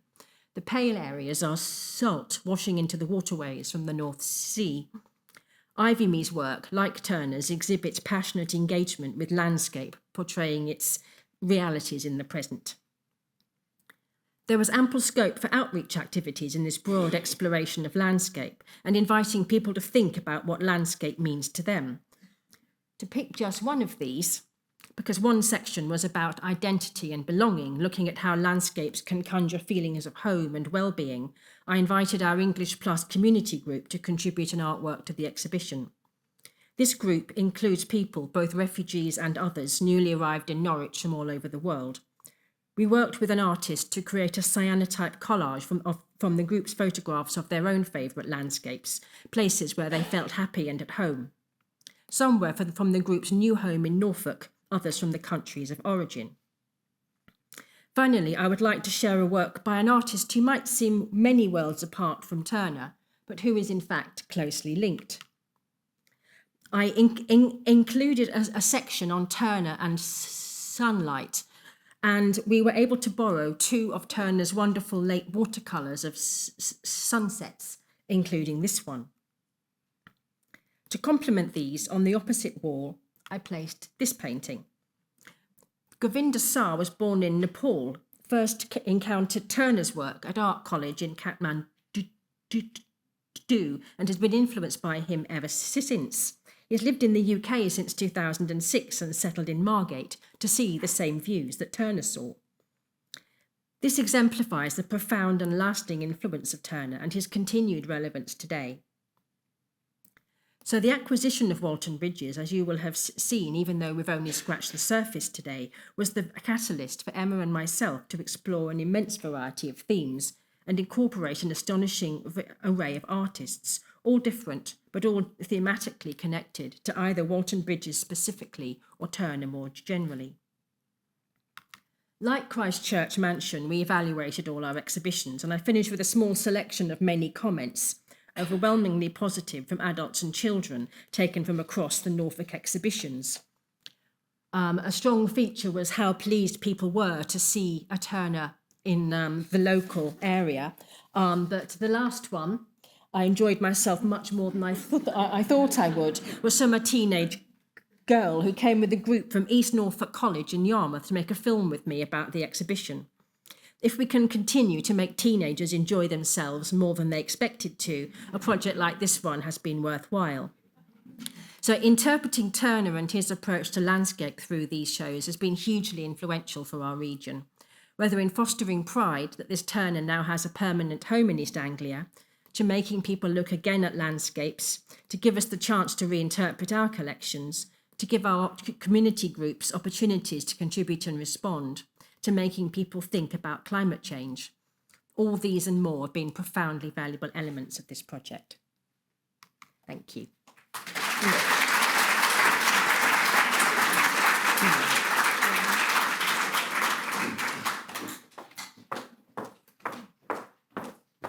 Thanks so much, Emma and Francesca, for sharing your projects. I'd now like to introduce Emily Knight, who is property curator at Petworth House, and Sue Rhodes, her colleague, the visitor experience manager there, and their paper, A Site of Inspiration, Curating Turner at Petworth. Welcome. Thank you very much for inviting us to speak at this conference, and Esther, for your introduction. As Esther said, I'm Emily. I'm the property curator at Petworth, with responsibility for the care, presentation and interpretation of the house and collection. I'm also principally responsible for the temporary exhibitions in our dedicated exhibition room, and I work very closely with Sue. Hello everyone, I can just about see you over this plinth. I'm the Visitor Experience Manager here at Petworth House, and my role focuses on developing and delivering an inclusive programmes and experiences that connect with both existing and new audiences. Sorry, we should... Yeah, we are on. Today we're going to speak about the role that audience research and direct visitor engagement plays in our approach to curating Turner at Petworth. For much of his career, Turner benefited from the support and patronage of George O'Brien Wyndham, the third Earl of Egremont, who collected 20 paintings by the artist, some displayed at other houses, and Andy Laux, Lord Egremont's private curator, is going to talk more about that later on today. The Earl opened his doors to Turner, allowing him to study Petworth's impressive art collection and explore his artistic vision in the surrounding landscape. To give a bit of context, Petworth came to the Trust in 1947 and a major portion of the collection a decade later. But in 1984, it was decided that due to the significance of the paintings by Turner, they would be legally assigned to Tate while remaining, with few exceptions, at Petworth. And this was just, of course, before the opening of the Clore. We celebrated Turner's anniversary this year with the exhibition Turner's Vision at Petworth. It formed part of our overarching programme theme for the year of landscape. Generously supported with loans from Tate, Lord Egremont and several private lenders, the focus was on the inspiration that Turner took from the landscape, how he explored and experimented artistically, his working process and the nature of his relationship with that great patron, the third Earl of Egremont. I've included a few shots of the exhibition kindly provided by our designers, Niss and Richards, and you can see something of the variety of works on display, which included oil paintings, full-scale preparatory studies in oil, watercolours, drawings and prints. The great benefit for us at Petworth of having this exhibition space is that we can show different aspects to the career of an artist, including in this instance Turner's preparatory works, as well as being able to experiment with design and interpretation. So we chose this sort of dirty pink for the wall colour, something that we would never find in the house itself, and took inspiration from his use of blue paper, which featured quite heavily in the exhibition. For our interpretation, in addition to the standard exhibition labels, we also invited 5 contributors to provide personal responses to objects in the exhibition. Each of these contributors had a close relationship with the landscape. So we heard from our head of gardens and outdoors, Lady Egremont, a long-standing volunteer with a deep family connection to the place, a local artist who's painted a lot in the park, and the president of the cricket club, which is located in Petworth Park. Our goal here was to provide a different point of entry to the narrative of the show with its focus on inspiration. And it's been really interesting to get visitor feedback on this element of the exhibition, which is something we'll return to later. In the house, we introduced some additional interpretation in the carved room, the site of Turner's most important commission from the third Earl, and a focus of the exhibition. And this provided visitors with more information about this particular scheme and directed them to the exhibition for further information. Alongside our exhibition, we designed a programme around the idea of Petworth as a site of inspiration and artistic production. As Emily mentioned, our programme theme for 2025 was landscape, with Turner's Vision at Petworth at the centre. We wanted associated activity to give our audiences different ways to experience and connect with the Petworth landscape. Working in collaboration with new partners, West Dean College, we developed and delivered a series of 1 to 4 day art workshops inspired by Turner and the Petworth landscape. We shifted our family programme from generalised play to activities that closely aligned with our focus on landscape and Turner specifically. Our summer holiday activities became the Summer of Art and Adventure, with hands-on art workshops under the banner of Fun Art Fridays, and the Ship Ahoy Trail inspired by Turner's seascapes. This attracted over 10,000 family visitors over a 7-week period, and you can see some of the feedback Oh, have I missed one? There we go. Oh, I think I've gone wrong. There we go. Went a slide further. You can see some of the feedback on this slide. We also held a free community laser show in the Petworth landscape in collaboration with the Chichester District Council, which attracted 4,500 visitors, making it our busiest day ever by over 1,000 people. These are great numbers for us across the board and confirm that the visitor interest in programming that focuses on inspiration and creativity. Interestingly, art products in our shop also achieved a 96% year-on-year increase over the programme. To get a sense of how our visitors responded to both the exhibition and the associated programme, we carried out various forms of evaluation. A visitor survey in the exhibition that was facilitated by evaluation volunteers. Anecdotal feedback was collected by our exhibition welcome team. We had self-serve comment cards around the site, and the National Trust Members Visitor Survey, where participants could choose to comment on the exhibition if they wished. The visitor survey provided useful baselines of information about our visitors, but by far and away the highest percentage of visitors fell in the 60 to 74-year-old bracket. This closely aligns with our typical visitor demographic, and the same was true of the distance travelled by visitors, most of whom lived within an hour-and-a-half drive from Petworth. When asked why they had come to the exhibition, the respondents almost exclusively identified their admiration and interest in Turner. Interestingly, the word love was used regularly. Asked specifically about how the exhibition made them feel, the top responses were interested, informed, thoughtful, engaged, and curious. 85% of the visitors rated the exhibition excellent or good. And you can see some of the positive remarks we received on this slide. 92% felt that there was sufficient information about the works on display. The addition of the My Petworth labels received a more mixed response. 68% agreeing that they enhanced the experience of the exhibition, 21% said maybe it did, and 12% feeling that they didn't enhance their experience. Just 4% described the exhibition as disappointing. The principal criticism was around the ticket price not representing good value for money. We charged £10 entrance, irrespective of National Trust membership. For non-members, this was on top of the £19 entry for the site. Our exhibition room is a single room, and there is, therefore, a limit to the quantity that can go on display. For some of the disappointed visitors, the scale of the exhibition, given the ticket price, was unsatisfactory.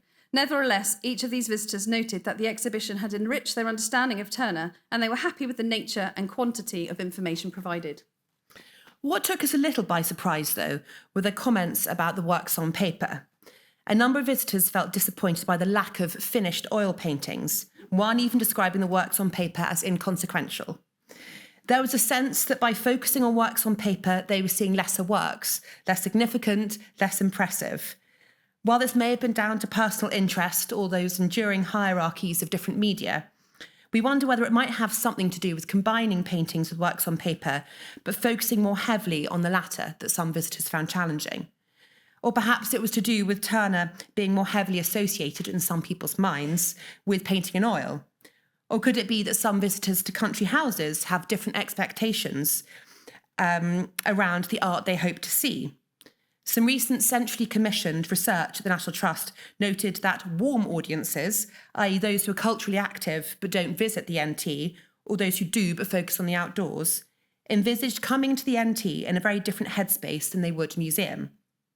And hopefully this is something we can discuss a little more in the Q&A later on. The visitor survey helped us understand what people thought of the exhibition, but we also wanted to find out more about what people wanted to see in the future. The Turner story is central to what we offer at Petworth and a motivation for many visitors to come. And with so much fantastic past research and programming around the artist, we were keen to take the opportunity to think about how these topics might prompt new and dynamic ways of engaging visitors, both those coming for the first time and those who come more regularly. So we asked visitors what they wanted to see in the future, including within that list areas that would offer the opportunity for new research. On the screen here, you can see that list of questions. All proposed topics were of interest, but the most popular was the influence of Turner on later generations of artists, followed closely by artists who influenced Turner, particularly those represented in the collection. There was limited interest in hearing about technical analysis of the paintings, but when asked what they enjoyed most about the exhibition, the third most selected response was Turner's experiments with different materials and techniques. I should mention that we did define what we meant by technical analysis in the survey, but we suspect there still might have been a little gap in understanding. This evaluation was supported by some recent local audience research that we conducted with Shortwork, a research organisation that specialises in participatory action research. This meant recruiting a group of researchers, all but one who had never participated in an audience research project before. The researchers held a series of sessions within their local communities to find out the perception of Petworth and how we can better respond to the various interests and needs. As for Turner, the researchers noted that the artist was regularly mentioned by participants, but they wanted more basic and accessible information about his paintings, which some found difficult to locate. They also wanted to see Petworth as a venue to explore art in more depth and develop creativity, specifically mentioning Turner as an artist they'd like to discover more about. So what does this mean for the future? How do we continue to keep Turner's story fresh, engaging, relevant and accessible, both in terms of interpretation and temporary programming? New research will be essential to this and will continue to underpin the permanent interventions and temporary programming that we curate. Working in collaboration with Tate, perhaps, there's potential to investigate the material histories of the carved-room paintings and how the site-specific nature of their display may have affected Turner's working processes. This would not only constitute a contribution to the field, but would also allow us to better connect the dots in some visitors' eyes between Turner's artistic interests and experiments with new discoveries made through technical analysis. And as we saw from the exhibition evaluation, we know that visitors are interested in the influence of Turner on later generations of artists. Coupled with one of the recommendations from the local audience research project to stage more exhibitions on both Turner and contemporary art, this will definitely be an area of study, exploring the legacy in the 19th and 20th century as well as the present day, much like Amy and the team did to great effect in the final room of the Tate show. Any new research would, of course, feed into our interpretation of the Turner paintings, and by that I mean object labels, room introductions, trails, talks, and person-led interpretation. And next year, we'll be embarking upon a comprehensive review of the interpretation in the house, and we'll be experimenting with new ways of engaging visitors with the collection. Having a better sense of what our audience is interested in and where we can deepen understanding will help us shape our strategy accordingly and experiment with different means of communication.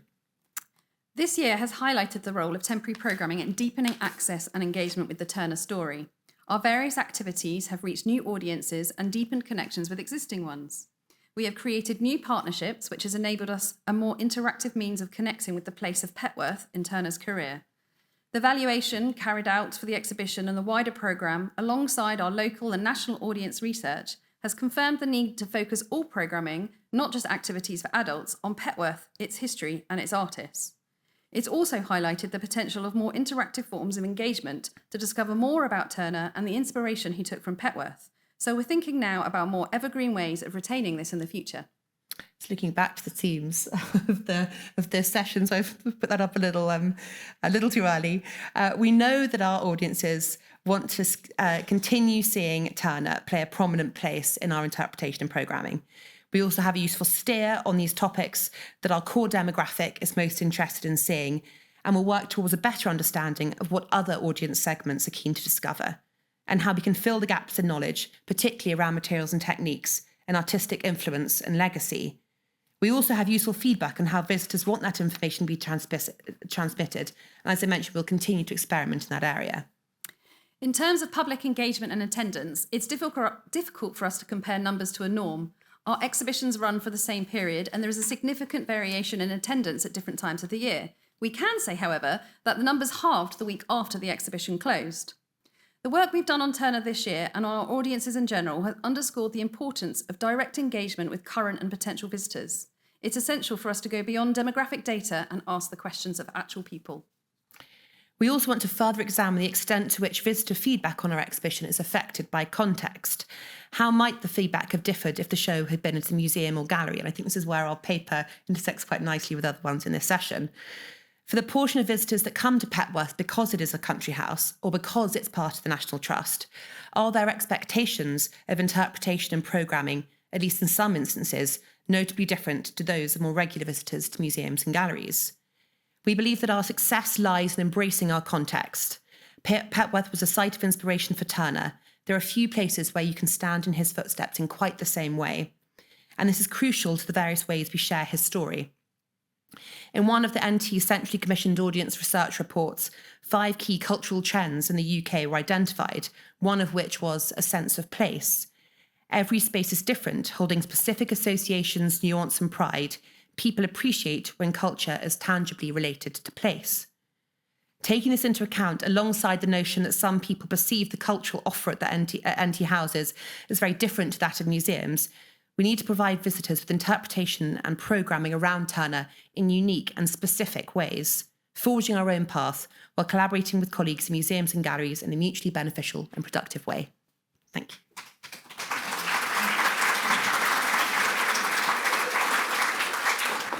Thank you very much, Emily and Sue, for that. It's now a great pleasure to introduce Nick Makoha, a poet and playwright, to share with us his performance, The New Carthaginian, Turner, Memory, and Imperial Echoes. Welcome, Nick. My name is Nick Makoha. I've recently finished a PhD at King's. As part of that, I wrote this book, The New Carthaginians. It takes, Carthage from something I did in part of my research, and I was talking to the poet George Surtees the other day, and we were talking about intelligence. And you know, an academic looks at intelligence one way, but an artist looks at it another. And I want to kind of take you into my creative intelligence, and by that I mean what I'm going to tell you now seems like a logical steps, but it was actually chaotic creativity. Does that make sense? Oh, yeah, good. Yeah, they're there. Okay, just making sure. All right, so just to tell you a little bit about my previous work, Kingdom of Gravity is the first. It's a book of poems, and then The Dark, the second. The first one looks at the Idi Amin regime. I'm from Uganda originally. That's where I was born. And the second looks at my journey into exile. So that's a play that happens over one day. The Idi Amin regime happens over 8 years. And what we're going to be looking at, the New Carthaginians, happens over the Entebbe hijack happens over 7 days. So I have this interest in time, if that makes sense. So just to give you a little backstory. So my son and I like to take my son to go see stuff. He doesn't like going to see stuff. But he does like Korean and Chinese food. So if I give him Korean and Chinese food afterwards, we do that. So we went to see the paintings, which I'll show you, by Turner of Carthage. I'm going to just show you how Turner was introducing himself to me in different ways. So one of them was just an announcing with my son. We came here, then we went to National Gallery and we looked at the paintings. One of the things I'm trying to do is I'm interested in the black ekphrastic mode.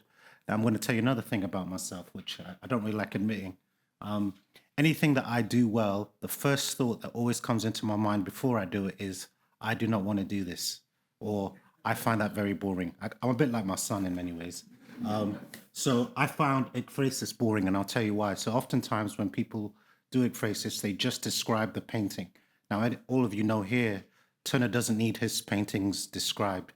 You just need to observe the painting, and you go, oh, that's amazing.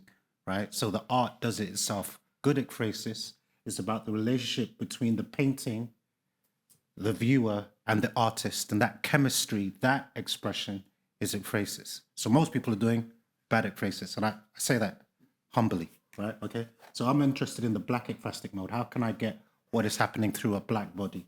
So I'm going to move through this quite quickly because I want to get to a poem, if that makes sense.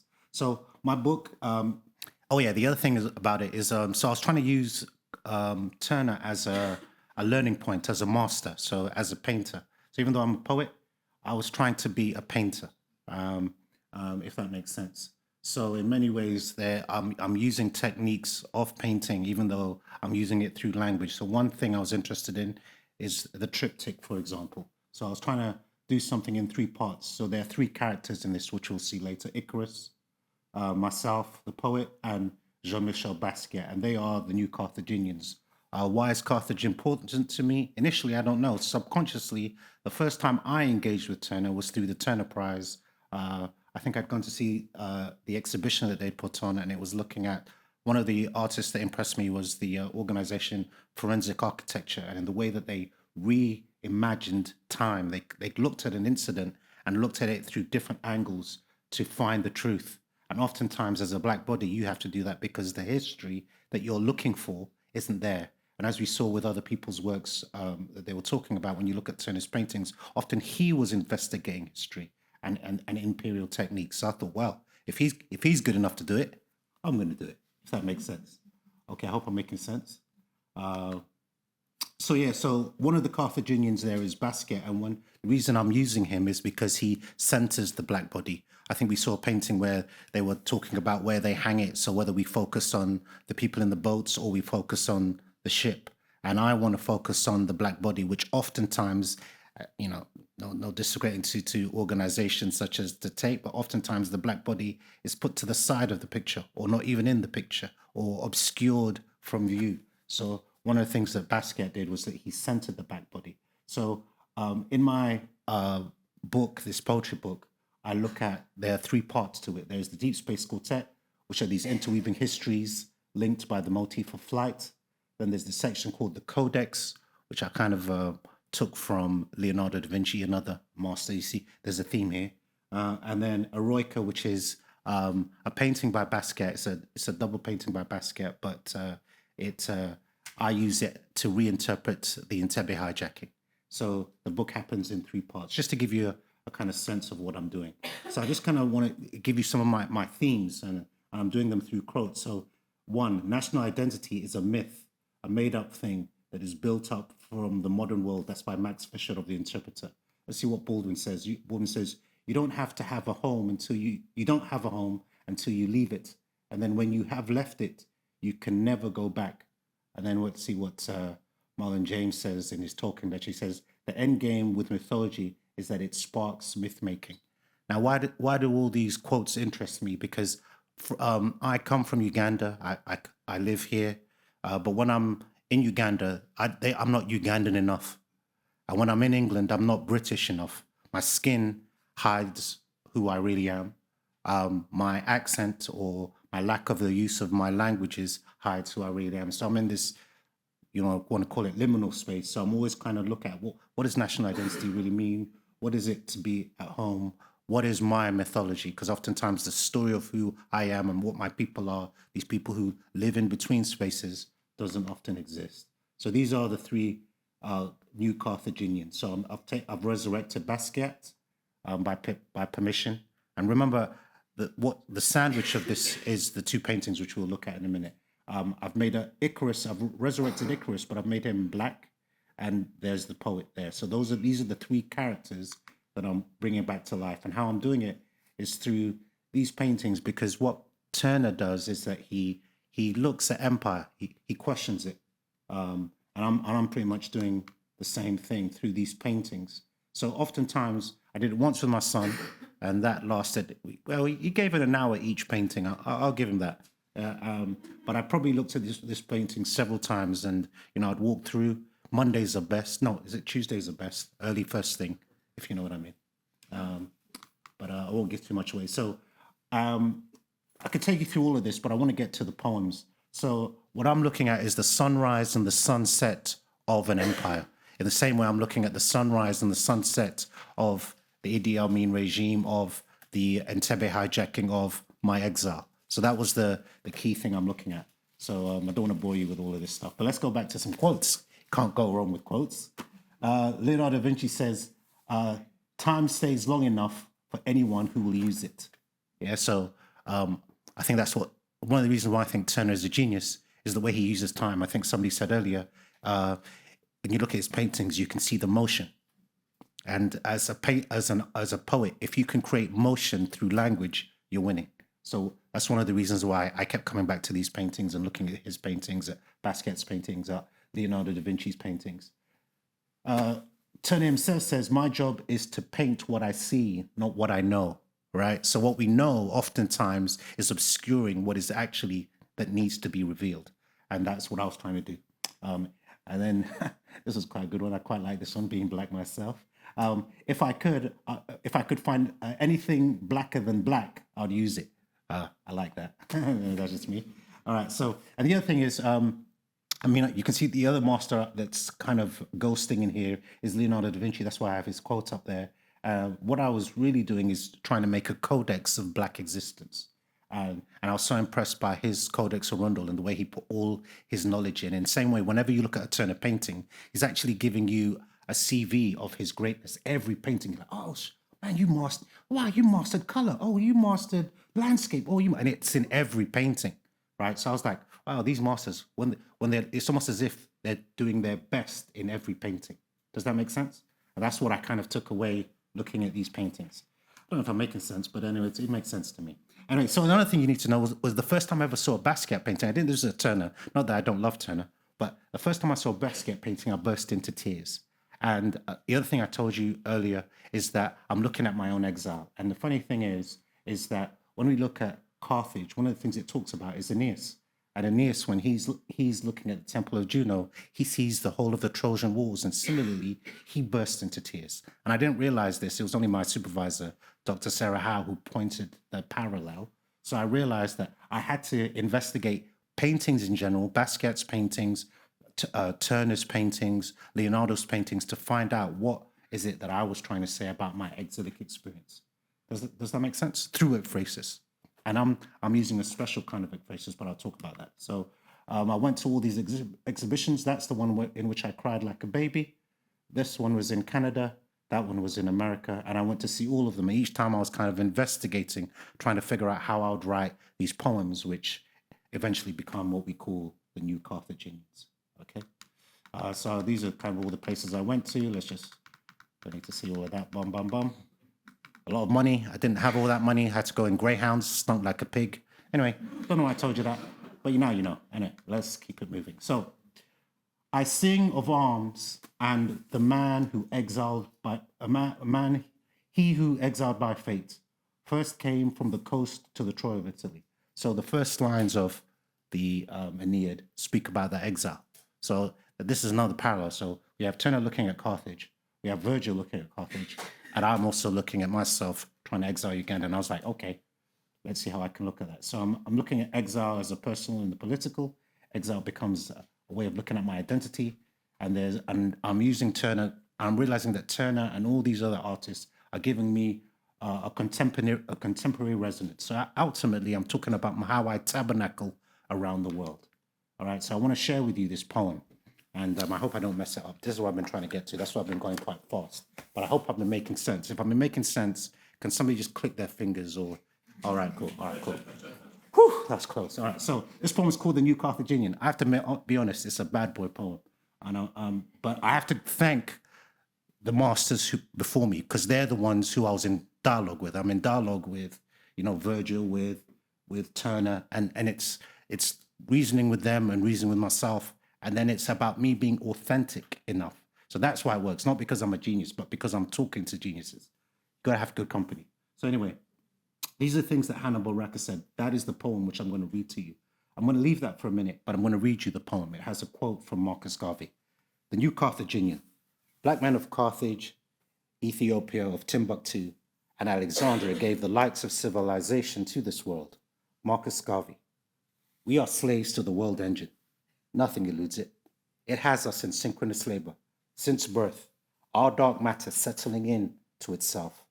Each one of us let fall a pyramid removed from its original purpose, yielding as petals do from a flower's bloom. Some want us dead, and will do whatever is required to fulfill that purpose. Remember, when they smoked our bodies like cigars? Remember, when they tore us from ourselves like loose clothing? Remember, when they wore our women like jewels and in that same adornment scattered them as one would dust among the stars? And what of the children? You question me. Maybe I'm making this up as one does a dream. Maybe I am a broken king burning in the embers of his own rage. You're right. One of these is true. Would you call a body hanging from a tree an imitation of Christ on the cross? Both were killed for something they didn't do. What is the crime? Believing the story or wanting to know the truth? Let us enter through another door. Look, a mirror. Now let us see ourselves as we really are, to stand in the window of oneself and draw yourself into a new shape. Let that storm brew. Lean in. You are not a frig magnet in a duty-free store or the handle of a dull blade. Hold that note. In this place, you are no longer the chorus. Let this world be your hammer. In any future, remember that you are a new Carthaginian. Blackness here is not a term of intimacy or human vagary, but of publicness. Exit, Hannibal.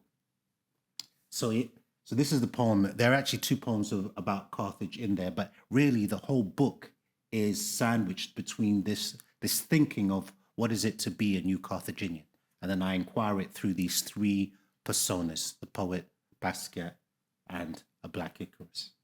So, so this thing about ekphrasis, which is what I really want to jump into, is the shield of Achilles. There we have it. The thing about it, if you go back into where the book with the shield of Achilles, it doesn't actually exist. It only exists in the language of the poet, right?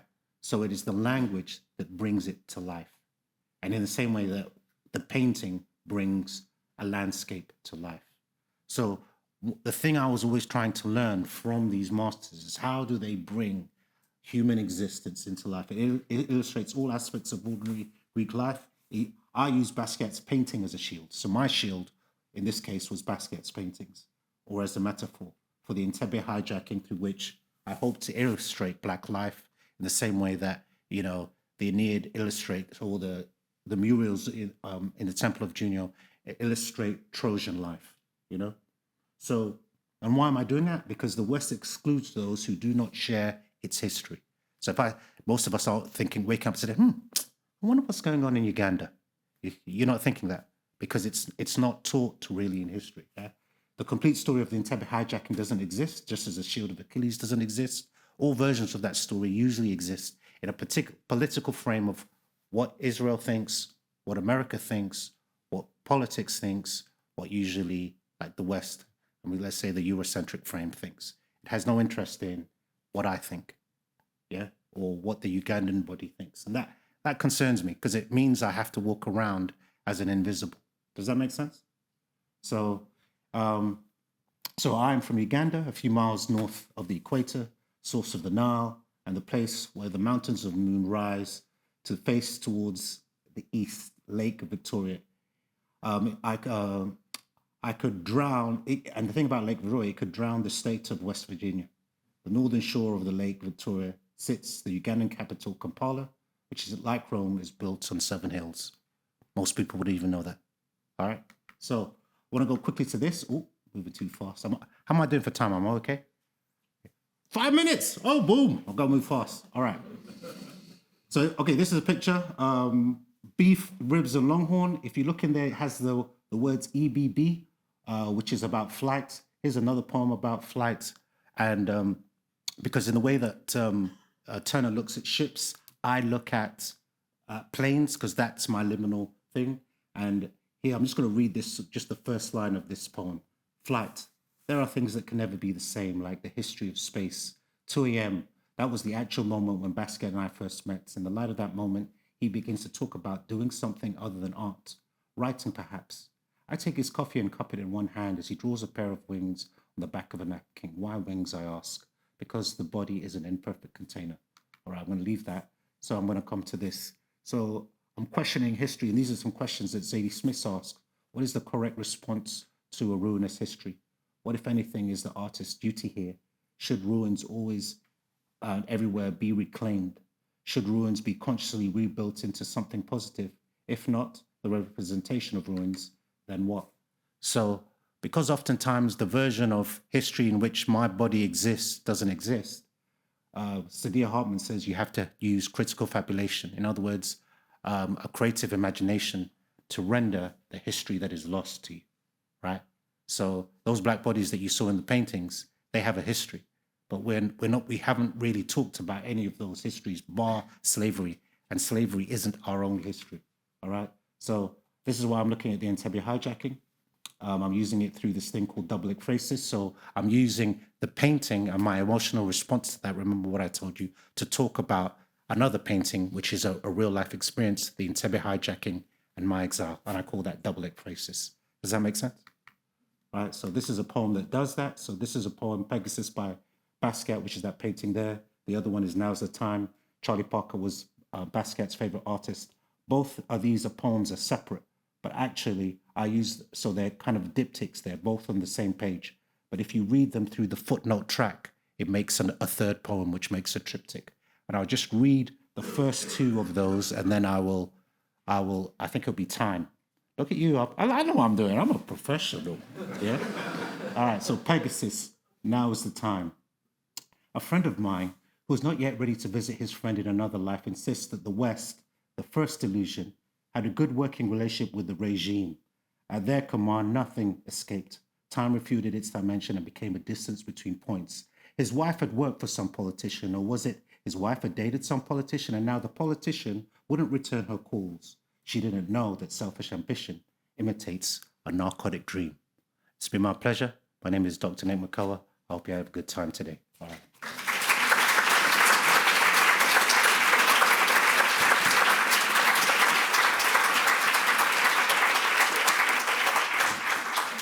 Wonderful. Thank you so much. Thanks, Femi.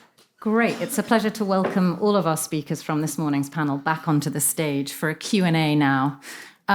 While you are all gathering your thoughts and questions, and I hope there will be many questions after such a thought-provoking session, I thought I'd just kick off with a sort of observation question.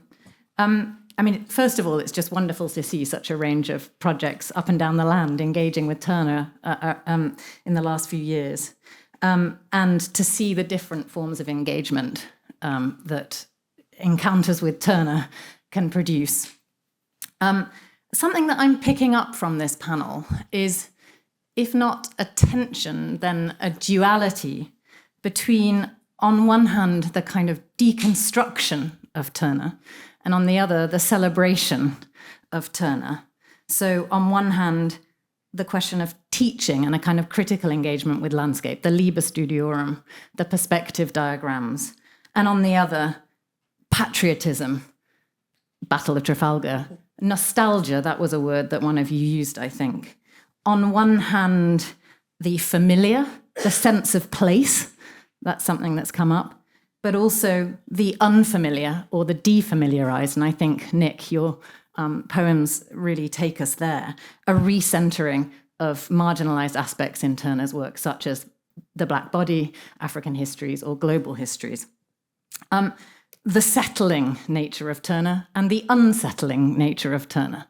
So I wondered if one or two of you might want to volunteer some thoughts around how we keep the critical aspects of Turner's project alive as curators and thinkers, or perhaps how we manage or balance those sort of dualities that I've outlined. Who'd like to kick us off? Nick?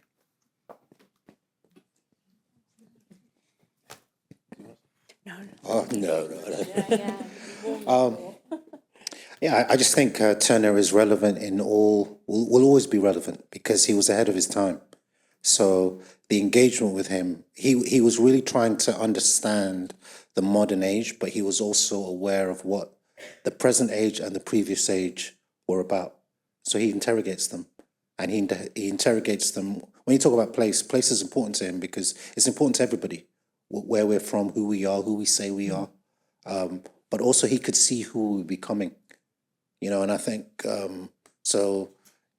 oftentimes people think, oh, he was just a genius, he knew he was a genius, but he was also a recluse. So that means he thought about these things. He spent a lot of time with his father when he was living, up, the west there. I went to his house, Turner's house, but he thought about, because you can only paint what you're passionate about.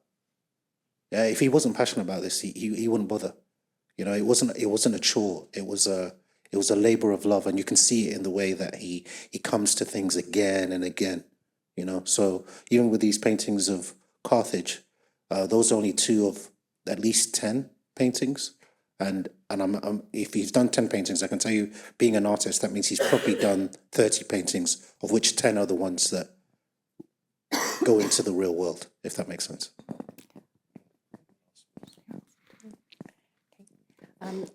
I think one of the things that we found in Norwich was just how universal Turner can be. I was specifically wanting to explore contemporary artists and just see what they made of Turner now, because there is a perception, of course, of Turner and landscape art in general being kind of quite traditional and old-fashioned, and we were keen to conclude that they totally weren't and still aren't. And so I was interested in how the more kind of the artists that fewer people would think of immediately in connection with Turner were in fact deeply inspired by Turner. I'm thinking in particular about Jermaine Francis, the photographer, who places black bodies in English landscapes. And he deliberately off-centres them to show how the black body has been considered as off-centre and something unusual. And looking at that makes us question our own assumptions about who we would expect to find in the English landscape. But of course, Turner himself was off-centering as well in his own way, because he was just doing something new. He was doing the present-day landscape. He wasn't only doing classical scenes. He did do the classical, traditional classical scenes, but he did, in Walton Bridges, you see the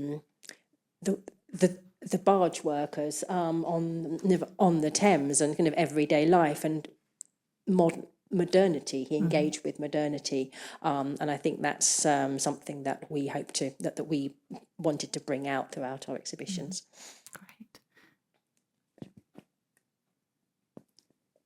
Just sort of conversely on that, I would say that with our exhibition, what surprised me is actually a lot of visitors are still really engaged with the materiality of Turner's work.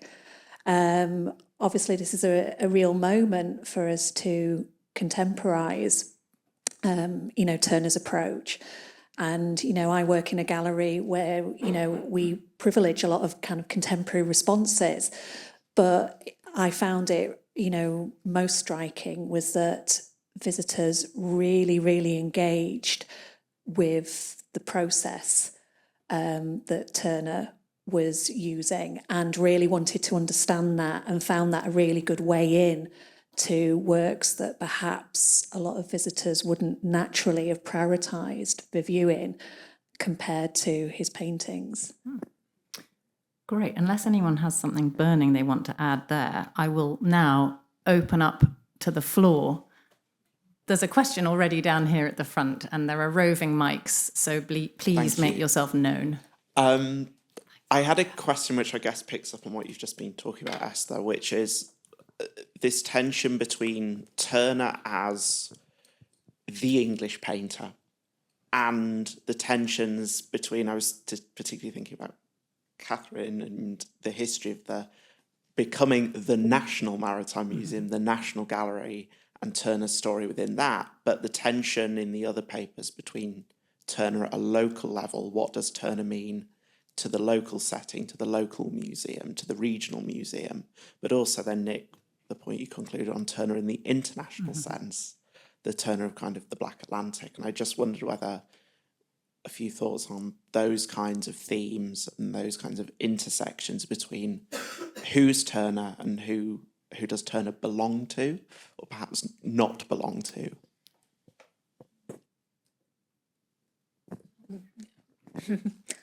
Thank you for that question. That was really interesting. And actually kind of what I suppose occurred to me was listening to everyone else's papers and sort of particularly hearing about those that thought about Turner kind of in localised contexts, was kind of wondering if, sort of exactly said, kind of Turner's kind of role at Greenwich was sort of in emphatically kind of national contexts. But actually, I suppose what our kind of most recent display actually did was kind of relocalising that sort of in Greenwich and the context of Greenwich. And I thought was kind of hadn't really occurred to me until I was hearing other people talking about the sort of resonance that Turner had in particular places. But then, of course, Greenwich is, there's a John Flaxman quote, and there's actually kind of when he's proposing his massive statue of Britannia to stand on top of the hill at Greenwich, as a naval monument in the sort of 1790s, and it's actually referenced in Turner's view of London from Greenwich. There's a watercolour, and he kind of has a figure of Flaxman in it. But Flaxman, when he's talking about why you'd put a massive Britannia and this kind of national naval monument at Greenwich, it's because it's the point from which the world is measured, he says, referring to the Greenwich, the prime meridian. It's kind of used in map making. So kind of even when we're thinking locally in Greenwich, we're thinking internationally, or about a sort of view of the world from a point of imperial control, and kind of, being the point from which the world is measured. And so kind of even when we're doing something local at Greenwich, it sort of has that dimension in it anyway. And I think kind of that's clearly something that Turner, kind of was cognizant of, the sort of ways that the local, this, kind of the setting, and particularly the setting of Greenwich, I suppose, for us, intersects with the national and the global. So I think it's a really sort of relevant question. It is difficult to kind of disentangle those things. I don't know if anyone else. I think Emily has a... Thank you. When I first started thinking about this, and I was quite new into my role at Petworth, I was thinking this is such a sort of Petworth story. And when you look at the carved, when I show photos of that in the PowerPoint, two of the paintings depict the view out of the window. It couldn't be more site-specific. And I'd recently worked on an exhibition with my colleague Katherine, who's somewhere here around Constable, where, again, there's a sense of this incredible... sort of detailed sense of place. So I had that in my mind when I started thinking about it. And then the more I was looking at the large body of work that he produced at Petworth, a lot of those watercolours and sketches that I spoke about that are now in Tate's collection, I thought this is less a Petworth story than I thought, because when you think about standing in his footprints, you can do that for Constable. You can't really do that for Turner in the same way. And of course, some of the views are recognisable. Some aren't, or some are so sort of adapted and experimented with. And that's why the theme of the show was more about experimentation and how he was making the prompted all this work around creativity, and that being its more universal theme. So whilst in a way it is a very local story, it's also much broader about who he was as an artist on a larger scale. So I think it's a combination in a way of the two. Anyone else? Yeah, very quick thing. To go together. There you go. I was just going to follow on from that, although you might see it as a localised story with Walton Bridges, it's got, the location is nothing to do with Suffolk and Norfolk. And so actually the theme of the river was poignant for both of us, I think. And particularly in Ipswich, being a port town with trade, there's lots of strands that you can really talk about in terms of that painting. And also for us, it was always about looking across the collections and really that broader conversation. So although, it's localised, it might start local, but it really spans much wider than that. And yes, absolutely. And what I would just quickly add is that, yes, again, what starts as local becomes national and international, because the kind of artist that Turner is, what it's the same. It's what we were exploring in the Norwich exhibition.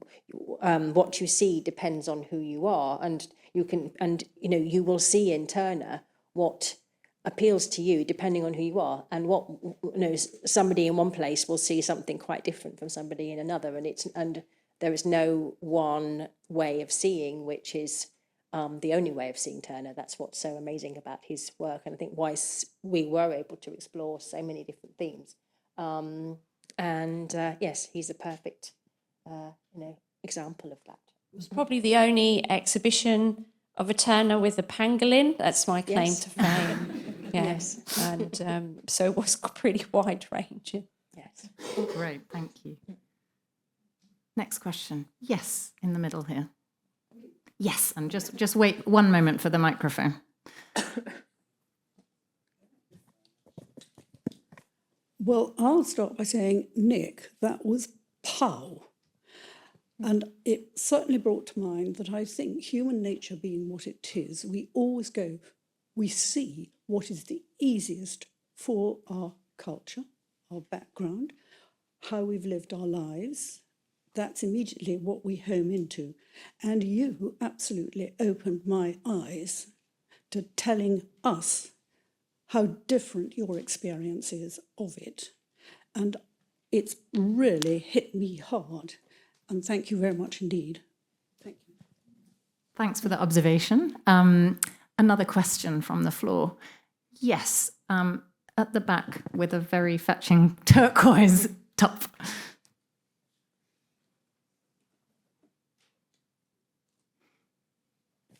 Thank you. And thank you all. They were really interesting papers overall.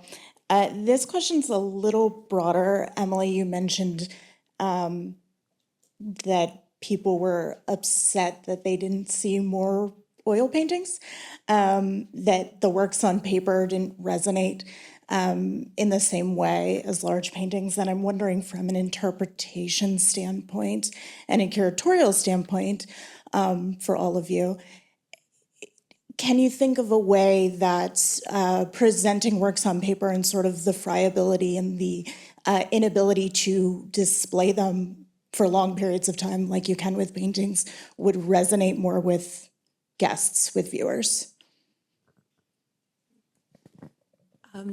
I should say that in a classic way that we do, I focused on a very small percentage of negative feedback by drawing on that point. Because yes, there were a number of people, and I've reviewed the interpreters saying, did I talk enough about the materials and techniques? Did I talk about this sense of a sort of unmediated response to landscape that you get from these sketches that were not really intended to be shared, but in his studio at the time of his death? And I suppose it's one of those things that you can't please everyone.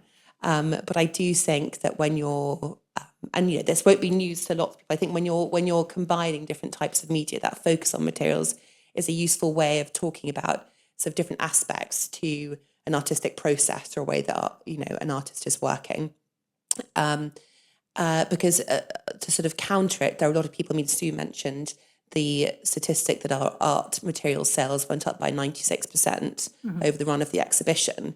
And a lot of the feedback that we got was that people were really inspired to draw themselves and to go out into the landscape. And as Sue showed, a lot of the activities that we did for families was about going to the landscape and trying it yourself. So I think that whilst there was this sense on the one hand, I don't want to keep thinking about a sort of hierarchy or a lack of understanding or lack of interest in these works on paper. For others, it was a really important entry point to thinking about Turner's work. But again, I think this is why I bring up the sort of country house setting, because when you come to Petworth, it's a staggering art collection. But what you see when you walk through the house, the paintings, the sculpture, the furniture, and you're not necessarily seeing the process that came to that final point. And perhaps for those who didn't respond so well to the exhibition, it was the fact that they were interested in, the finished results to a degree, and were sort of less interested in that process of getting there, perhaps.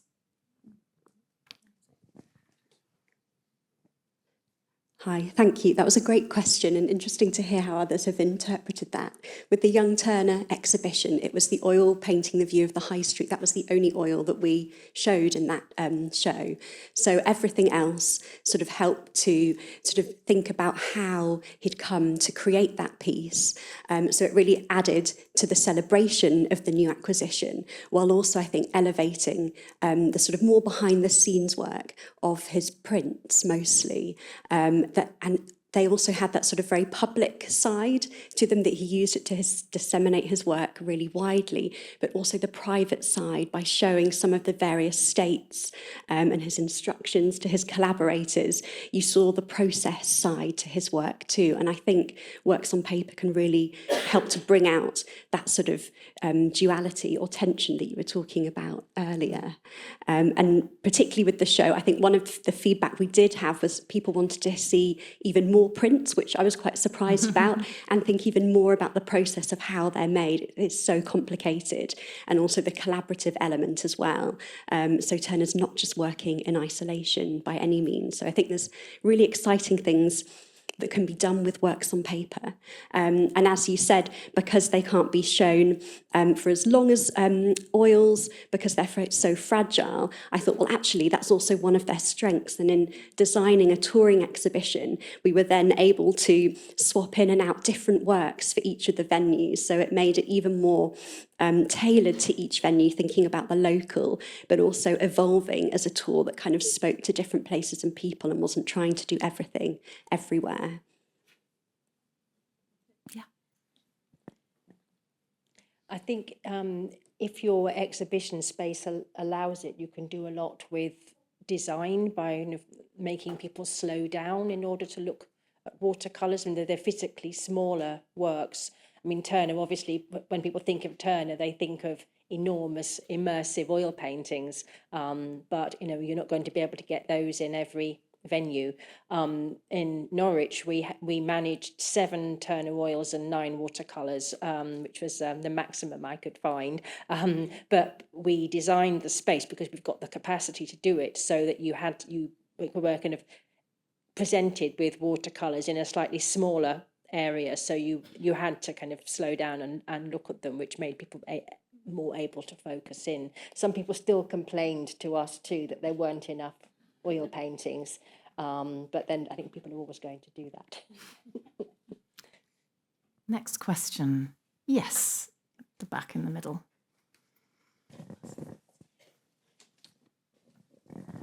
Hello, thank you very much. Absolutely fascinating for everybody. Over the years, I've become increasingly interested in Turner's relationship to other art forms, things like theatre, music, even the sort of popular print world. And I just wanted to ask you all, have you thought about ways in which you might effectively take Turner out of the museum, ways in which Turner might be shown in connection with other art forms or other, like poetry, for instance, but taking away from the traditional display of Turner on a wall into thinking about collaborating?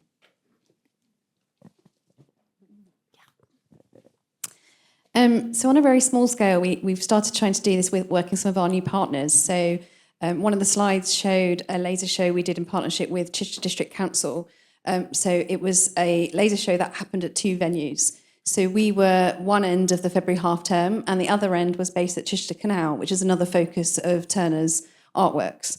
And to connect the two, the Chichester Canal one was inspired by Turner and the colours. So we worked very much closely with their team to kind of bring Turner to Chichester city audience, so it's kind of as urban as it gets for us in West Sussex, but take it down to the city and kind of take Turner and Petworth House's kind of connection to Turner back to the city and that Chichester Canal connection. So it's something we've started to kind of think about, and as we're working more and more with partners, it's definitely something we want to explore more with our programming.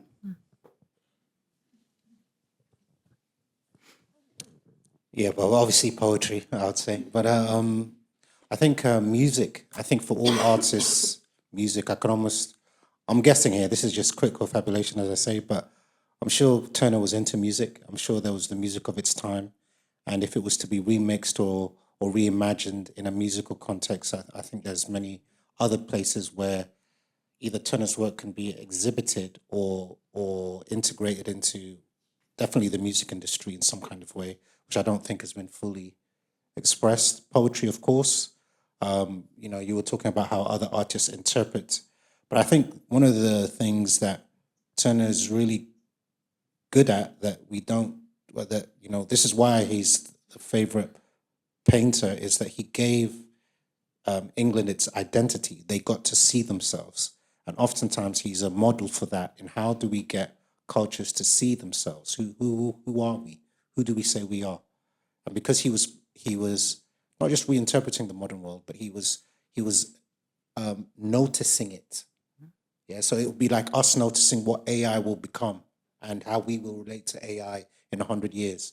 Turner was thinking about that way, about the us moving into the industrial age, right? So I think that question hasn't changed. What he was concerned about is the same concerns that we're having about AI, the same concerns that we're having about technology, about how we relate to our children. I'm sure those concerns could be moved even into the news, not just in an artistic way. That's just a few that if I sat down, I'd probably come up with a better answer, but that's what I have. Thank you. That was sort of the reason behind the 3 artist-led commissions in Ipswich. Obviously, we couldn't take the actual painting outside of the gallery space, but we were able to then work. We've got quite a long partnership with the Department of Work and Pensions in job centres across Suffolk. So a lot of the job centre families, we work with them through different artist commissions, and hence why the mobile mural is still there.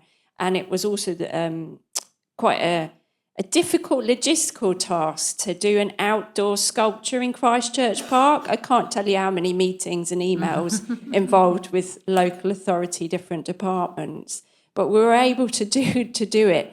And it didn't get vandalised, which I was also blown away by. And so there were things like that where we could just engage through other visual artists. And the digital piece as well was very much co-produced with the young people. It was their voices and their words.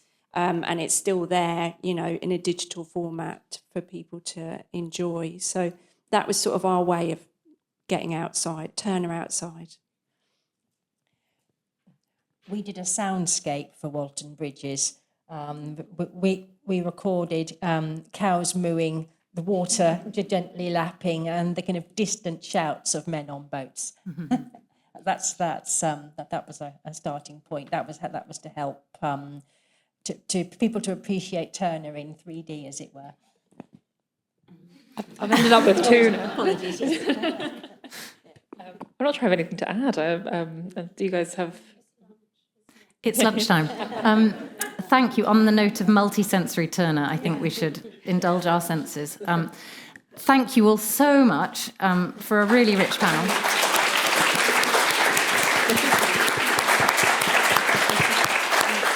So it's now